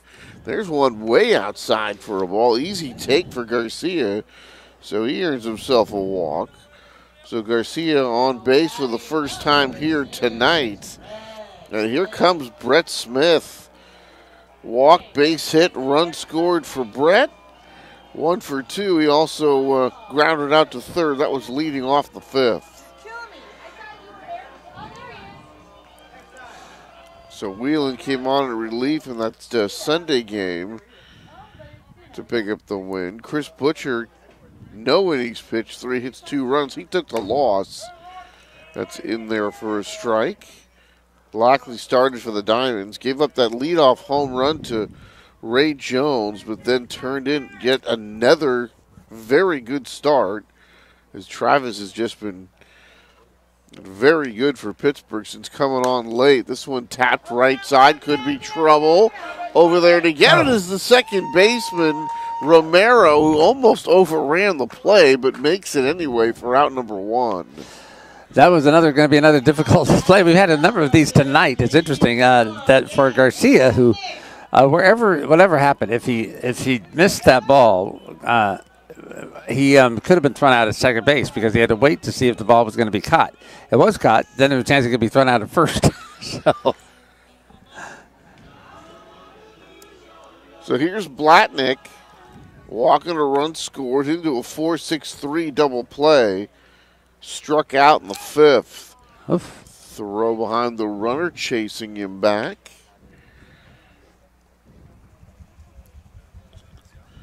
So Garcia, still with a few innings to go here, even though he's not the tying run. You might see him run, but there's another throw. But it's one of those situations, Scott. You got a guy like Blatnick with the super high ERA. The super high on base percentage with all those walks. You almost don't want to risk Jose getting thrown out. Here's a pitch in there for a strike. I mean, the likelihood of Blatnick getting a walk is so high that, especially if you got the left-hander on the mound staring you down at first base, I'd almost take my chances with Blatnick's at bat and not run. Well, we'll see how Aaron wants to play it. Bracamonte waits on deck. Pitch, and that's in there for a strike. And the count 0-2. So Blackley ended up with that good start. Scott Harkin ended up with the he ended up starting for Napa. He went 6 innings, 3 runs, struck out 6. So he had himself a good day, but it was Butcher that took the loss for Silverados. Here's the pitch. Blatnick swings and misses strike 3, and down he goes.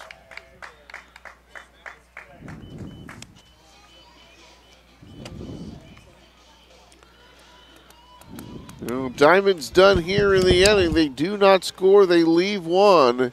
And as we go to the 8th, the Diamonds trail the Stompers 7-5, Napa.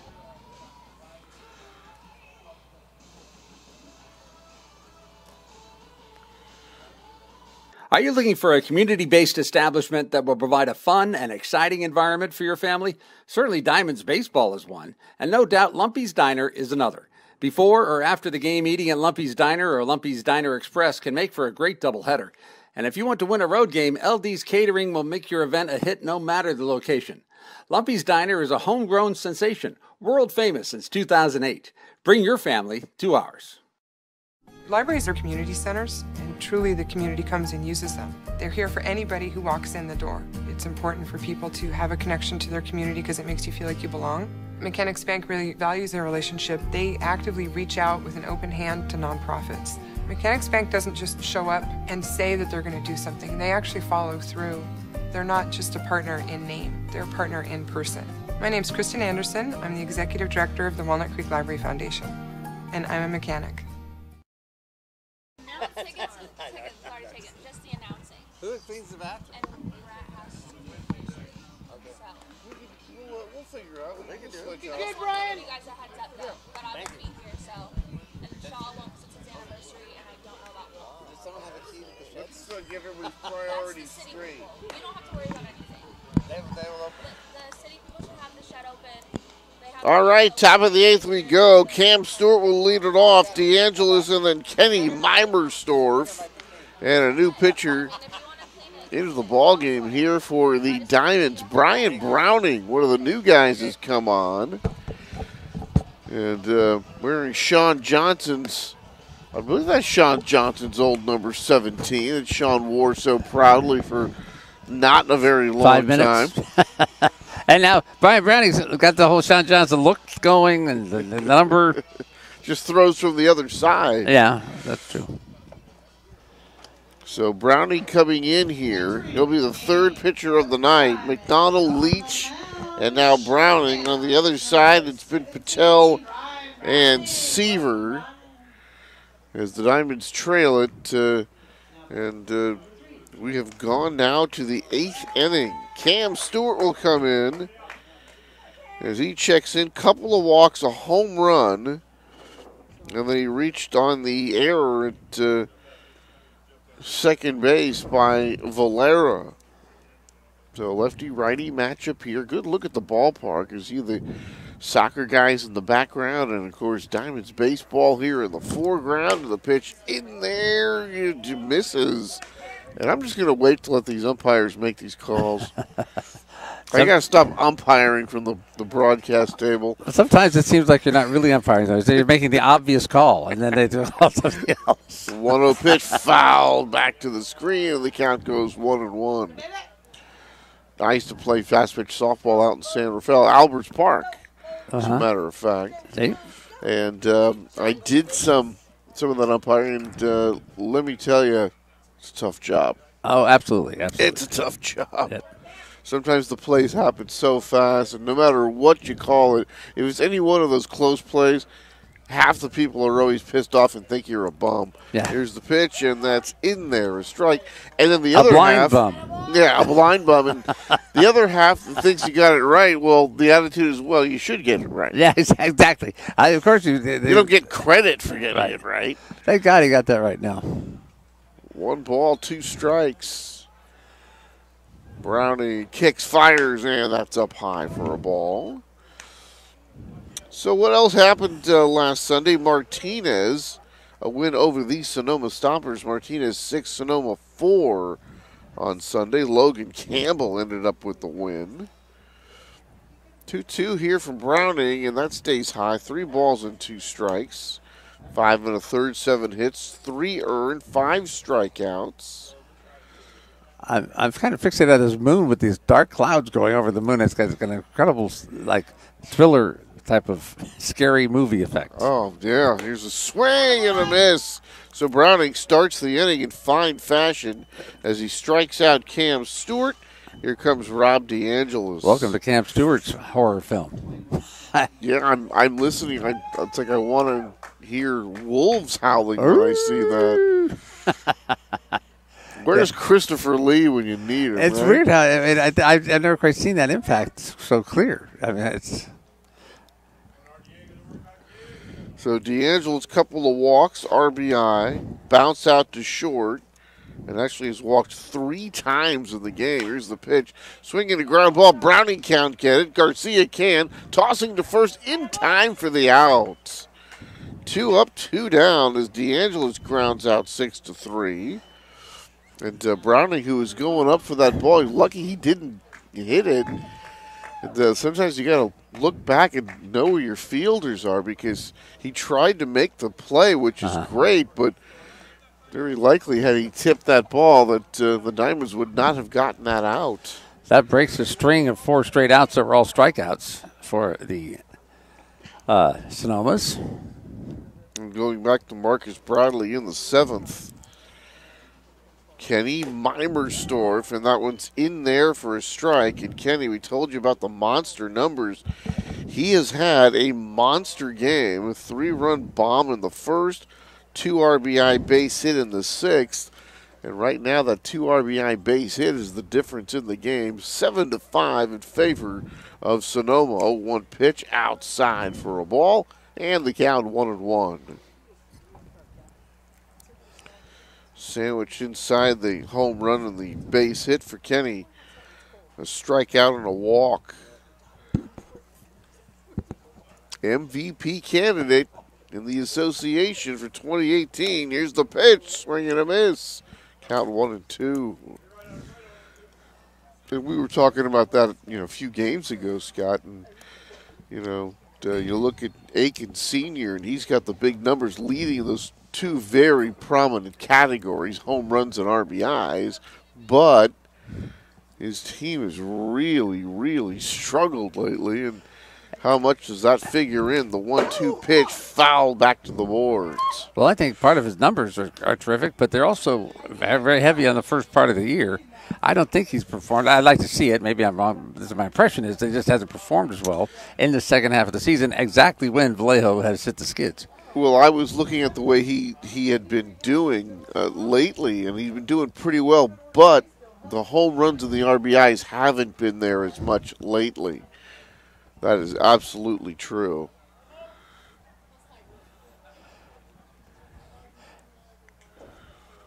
You're right. Meimersdorf was definitely a candidate, and Aiken's definitely a candidate. I mean, these are all people you can have a real discussion about strengths, weaknesses, etc. 1-2 pitch hit in the air right field, and roaming over there is Blatnick, who makes the catch, and Browning has the 1-2-3 inning that'll take us to the bottom of the eighth.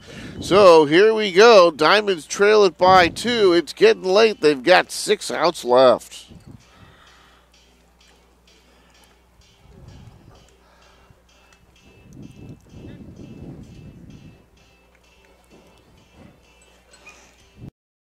If you've been there before, you know when your car breaks down on the freeway, you want quick, reliable service. You want All Counties Tow. With 20 years of experience, 7 locations in Northern California, and 50 trucks, All Counties Tow is the one to count on when you need roadside help. You can find them at allcotow.com or phone 925-709-0759 for fast, dependable service. Easy and painless. All Counties Tow. One example of teamwork is a smoothly executed double play memorialized in the famous baseball poem, Tinkers to Evers to Chance. Another example of great teamwork is the Pittsburg Chamber of Commerce. MyPittsburghChamber.org brings together the many and varied businesses that make up the local economy and forges them into a community force that is focused on economic development, advocacy, partnerships, and workforce development. The Pittsburgh Chamber is making a difference. Even if your business doesn't leave you the time to get personally involved, your membership contribution will advance the cause. Visit mypittsburghchamber.org today.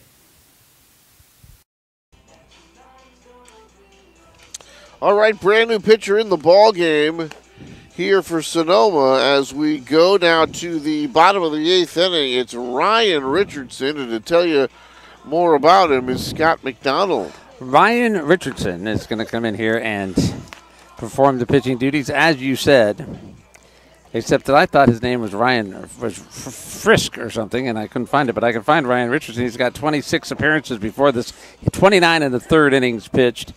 He has given up 5 walks and 37 strikeouts in that time. 2 wins, 1 loss, a 3.38 earned run average. And he is going to try to shut the door on the Diamonds. Now, I have been compiling a list here because I thought, well, we should have a realistic conversation. You look at the MVP candidates, you have to take at least take one from each team, and some teams probably have 2 that might be worth considering. And I'm at the Napa Silverados, and I guess Ray Jones would be the choice, but on the Silverados. I don't know. They got a bunch of different choices. Well, Mar-a-Lago's got some good numbers for them also. Yeah, and Nico Tony. But with Mar-a-Lago, every time we see him, he makes one of the weirdest base running mistakes that you ever seen. Done it a couple times. And isn't it weird how the certain things stand out about a guy? No matter how much you see him do well, but for some reason that stands out to me. Or they may not play well against your team, and they do well against everybody else, and they don't play well against your team. Here's Bracamonte leading off for the Diamonds. I'm told Javion Randall's hitting like 240 against Sonoma, and he's hitting over 400 in the league. 402. And it's been coming down a little bit, but grudgingly coming down. And he's still over 400. 1-0 pitch in there for a strike. So, and Martinez, I don't know who I would nominate on the Clippers. Maybe Pedro Barrios. 1-1 pitch. Upcoming here from Richardson, third pitcher of the evening. And boy, Bracamonte just getting that chin out of the way. Talk about the chin music. There it was.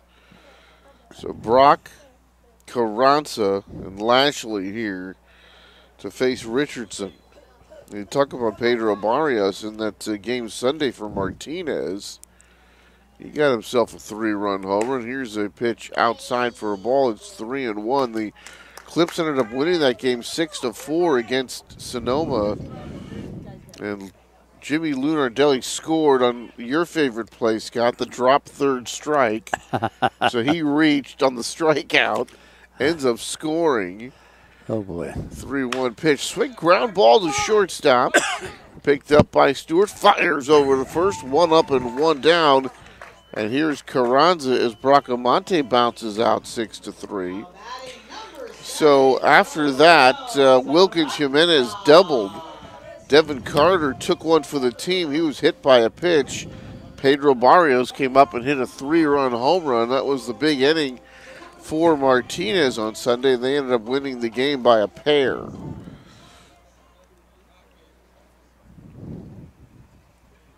Carranza now has a base hit, takes a strike here. Strike out in the first, grounded to third in the third, and a base hit leading off the sixth. He's 1 for 3. Richardson's pitch to the 0-1, swinging a foul. It's quickly 0-2. And the Brain Trust over there in the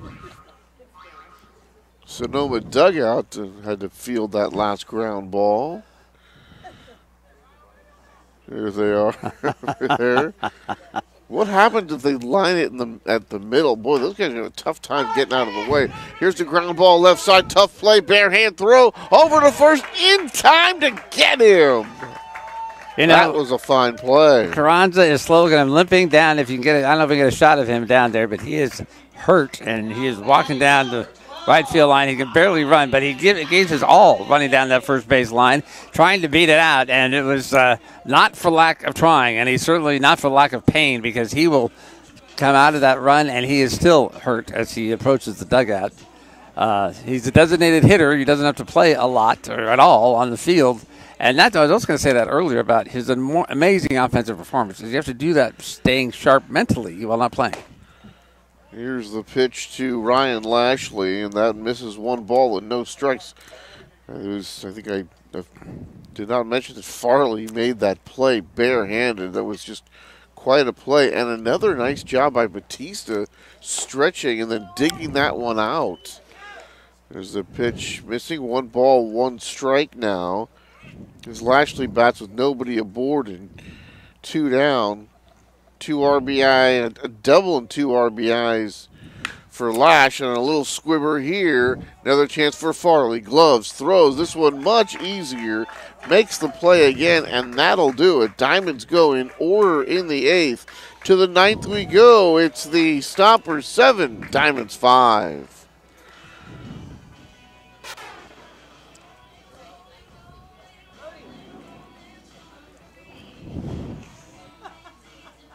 Red's Barbershop. You know when it's time for a haircut, but you aren't really thrilled with the trim you've been getting? You'd like to find a new hair cutter, but it seems like a big hassle with too many choices and not enough information.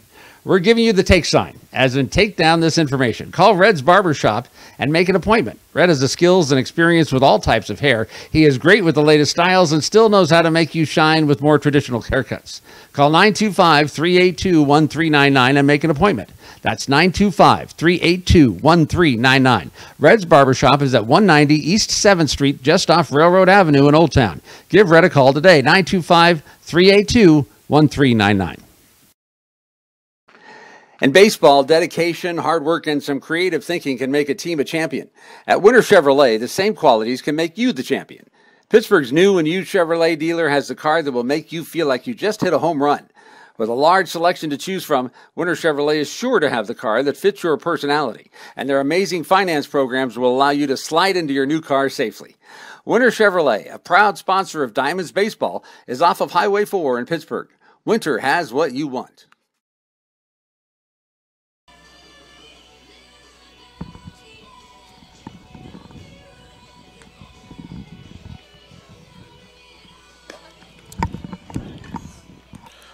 All right, back to Winter Chevrolet Stadium. Diamonds go 1-2-3 in the 8th, so we'll go to the 9th. Butcher, Baptista, Hartley, and they'll face Brian Browning. So I got your MVP ballot for you, Tony. Okay. Are you ready to vote? Ready. I've decided I have to pick one, maybe two from each team, just to make it easy. Get down to the who would you pick on the team, and then you can add and then I really want to look at it more and go over some of those later numbers that you were talking about. This one way outside. I would tend to give the guys that are doing well later more a little bit more, even though they all count. All the games count as one, but it just seems like as we get later, there's just the intensity starts to pick up.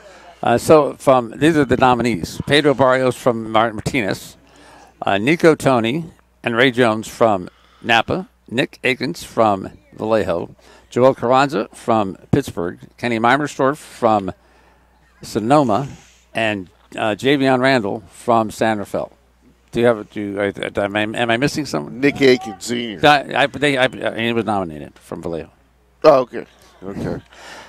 Right now I'd probably end up going with Nick Akins. It's hard for me to go away from a guy that's leading in those two categories. But as you said, Scott, they've been playing so poorly lately, and his numbers in those categories have slowed down.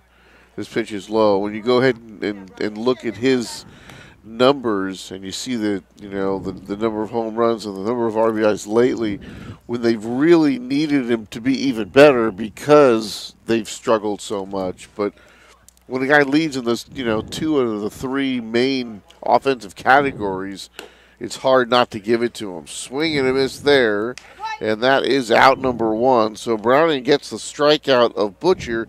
Here's Daniel Baptista. Well, I'm thinking that it depends on who wins the league championship. I think Randall and Meimersdorf are the leading candidates, I believe, and the winner will be determined by the champion, the team champion, I believe. Unless it is the Diamonds, and unless if Carranza continues the next 2+ weeks playing like he has in the last 2 weeks, he will race right to the front of that list. And if the Diamonds were to win the championship, I think he'd have a shot. Here's the pitch, and that is just as missed to Baptista. But then you also, you think of Javion Randall, who's right up there with the RBIs, too, not just hitting over 400. Well, what if Javion finishes over 400 and he's in the top three in RBIs, but not only in the top three, and this one misses, 2 balls and no strikes, but he's so close to the top in terms of number that it's just, oh my God, you hit 400 and you drove in all those runs? Right. Oh, it's very hard it'd be very hard not to pick him. I said he and Meimersdorf are the leading. To me, they are the two leading candidates. You think Akins is going to win it, so you vote for Akins. So. Boy, that's it's going to be a fun, interesting race these last 10 ball games. Just in there for a strike. 2 balls and a strike to Baptista. Lefty-lefty matchup here. Browning's pitch. That one hops up there for a ball. It's 2-2. When you look at a guy that's hitting with that kind of average and giving you that kind of production with the RBIs. Right. And consistently. So amazingly consistently. Amazingly consistently, Scott. And his on-base percentage is just incredible. Right. Okay. I mean, it's like the guy's never out. Right. Exactly. And watching him play is like that. Just hit after hit after hit and walk. That's amazing. But how important is that when you go around the order just to see? I mean, sometimes, Scott, if one or two guys end up not making an out here or there, how that can just change a ball game just by, keeping the line moving. Well, I think you just made the argument that people will come to when they vote. Oops. 3-1 pitch, and Bautista has to limbo out of the way. And he is on here with one out as Brock Hartley gets a chance. People will sit down and say, what am I thinking? Look at Randall. Nobody comes Right. close. Nobody comes close And to I that. think at the end of the day, he will win the MVP unless Santa Fe falls off here and there's a better story. Right. The better story is Carranza. If, it has to be written, and the Diamonds would have to win it, and he'd have to be doing the insane things he's been doing. But if he did that, That could be most valuable, and that's the situation as the strike is poured in there to Hartley and the count 0-1. Because when you say most valuable, it kind of goes away from who had the best numbers. right. Because it's that situation where we needed this guy so much more to get those wins. Flip over to second for one, back to first, a Diamonds double play, second one tonight, and this one ends the top of the ninth inning as we go now to the bottom of the ninth. Last chance for Pittsburgh. They'll have Valera, Quitzer, and Javier. They trail by 2.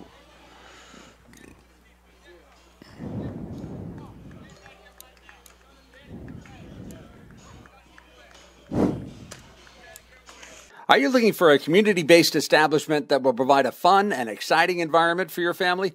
Certainly Diamonds Baseball is one, and no doubt Lumpy's Diner is another. Before or after the game, eating at Lumpy's Diner or Lumpy's Diner Express can make for a great doubleheader.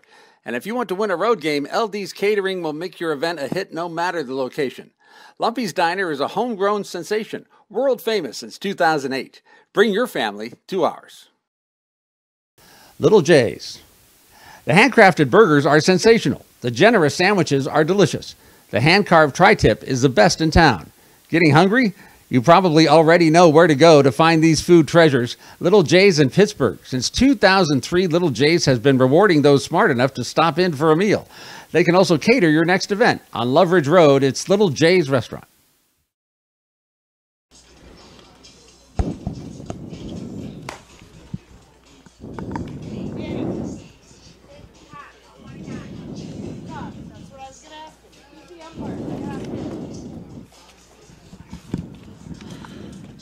New pitcher on for the Stompers, and it's going to be Jacob Cox, who's been piling up the save this year, having a great year. And how about his numbers? You talk about what pitcher of the year. He's one guy that'll get a mention, doing a great job out of that Stomper bullpen. He was great last year, and he has been even better this year. Jacob Cox, 6'5", 225. I know he's 6'5". I checked into a hotel right next to him last year. And He's a legit 6'5". Yeah, that's a lot of Stomper right there, man. Jacob Cox is making his 30th appearance on the year, 31 and 2/3 innings pitched. He has 16 walks, 31 strikeouts. His record, 4 wins, no losses, 21 saves, an ERA of 2.84. A sub-3 ERA for a guy who comes into high-leverage situations. And, boy, how valuable has he been to his team this year? Can the Diamonds overcome this? And the pitch in there for a strike from the big right-hander, and the count, no balls and 1 strike. You notice his ERA is not 0. No. Someone has scored against him. But a sub-290 ERA in the association, Scott, that It's one's good. low. I mean, the only guy that was really doing better that had any time put in was Chris Mazza, and he got promoted several weeks ago now. 1-1 pitch, and that one misses 2 balls and a strike. Valera, Quitzer, and then Javier. It's the top of the ninth. San Rafael 3, Vallejo 1. Talking about Vallejo continuing to struggle, and boy, did that one nearly hit Valera. So Vallejo did get that win. That was Sunday night over San Rafael when they broke that 10-game slide. Wilfrey Allerton ended up getting that win. Billy Damon took the loss, 3-1. In there, a strike. And then Vallejo finally broke that string. 5 2/3, couple of hits, no runs, 6 Ks for Allerton. Damon 5, 6 runs, 4 earned.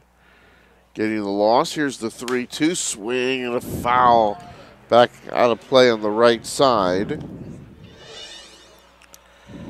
Ryan Kinry and Vlad Gomez each had a couple of hits for Vallejo.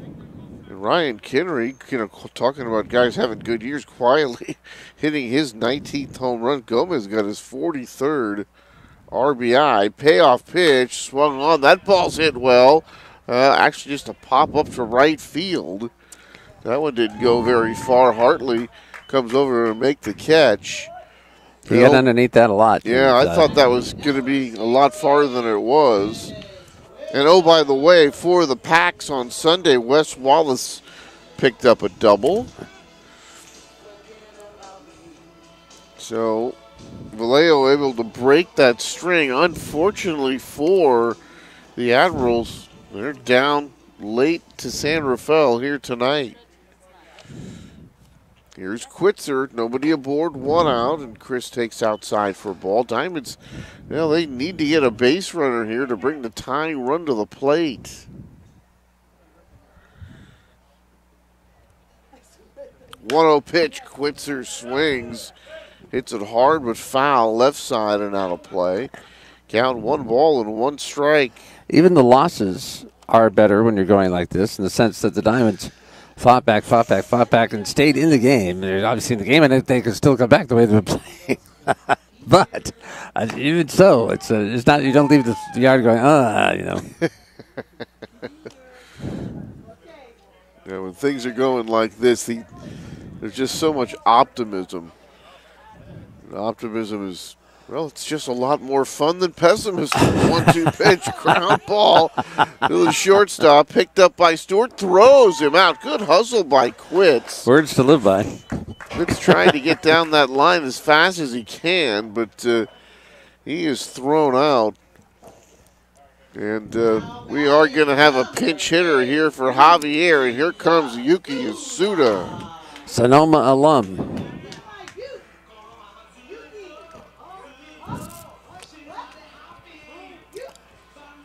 So Valera flies out to right field. Quitzer grounds to the shortstop. Javier will be pinch hit for, and here comes Yuki to do so. Trying to keep it alive. Garcia would be next, and now we have another pinch hitter coming out for him. That would be Kaz Canella if it gets that far. First pitch is a strike from Jacob Cox, and he has been one of the guys that's just been consistently shutting down the other team in the late innings to collect saves. And that pitch is in there, a strike. And that quickly, folks, the Diamonds down to their last bullet. Here's Yuki, the 0-2, low for a ball, and it's 1-2. I heard a stat the other day where just several years ago, how starting pitchers were getting about 70% of the innings. Now it's nearly 50-50, and just shows you how important relief pitching is. The 1-2 pitch inside for a ball. It's 2-2. I mean, the whole dynamics from the old days, Scott, has just completely been turned on its head. 2 balls, 2 strikes. Here's the pitch. Swing. That ball's hit into right. It's going to stay up for Hartley. Hit pretty much on the screws by Yuki Yasuda. He hit it hard, but right at Hartley, the ball game is over, and the Stompers beat the Diamonds by a final score of 7-5. They had Yuki Yasuda play perfectly. They had, they've seen him play a lot. That might be exactly why. But they had the infield very short, outfield very short in right field, and he looped that one into right field. And if the right fielder had been playing any normal type of depth, I think that would have been a base hit. But he was played very short, and it was right to him. And the Diamonds go down here, like we said, a loss that is, disheartening in the fact that it's a loss. But the way they played some great defense. They did not give the ball game away. You could go back and look to the 2 walks in the first inning before the 3-run homer and other walks and stuff. Corey McDonald was not his strongest pitching performance, but this is a game the Diamonds could have won, and they were right there at the end. So you say, okay, let's go get them tomorrow. That's got to be the attitude. Well, I think that's what you got to do, and that's where we're going to be. Diamonds and the Stompers tomorrow at 6 o'clock. Well, Seaver ends up getting the win. Leach, I believe, is a pitcher of record for the Diamonds. He takes the loss. Good ball game again here tonight. Didn't work out the way the Diamonds wanted it to. They end up losing to the Stompers by a final of 7-5. Pitt falls under 500 again, back to 35 and 36. Sorry, Scott, that's just one hump they can't get over. For Sonoma, the first place Stompers go to 49 and 22. The same 2 teams, the same place, same announcers. We'll be back here tomorrow at 6 o'clock for all of us here at Diamonds Baseball. I'm Anthony Schultz along with Scott McDonald. Good night from Pittsburgh.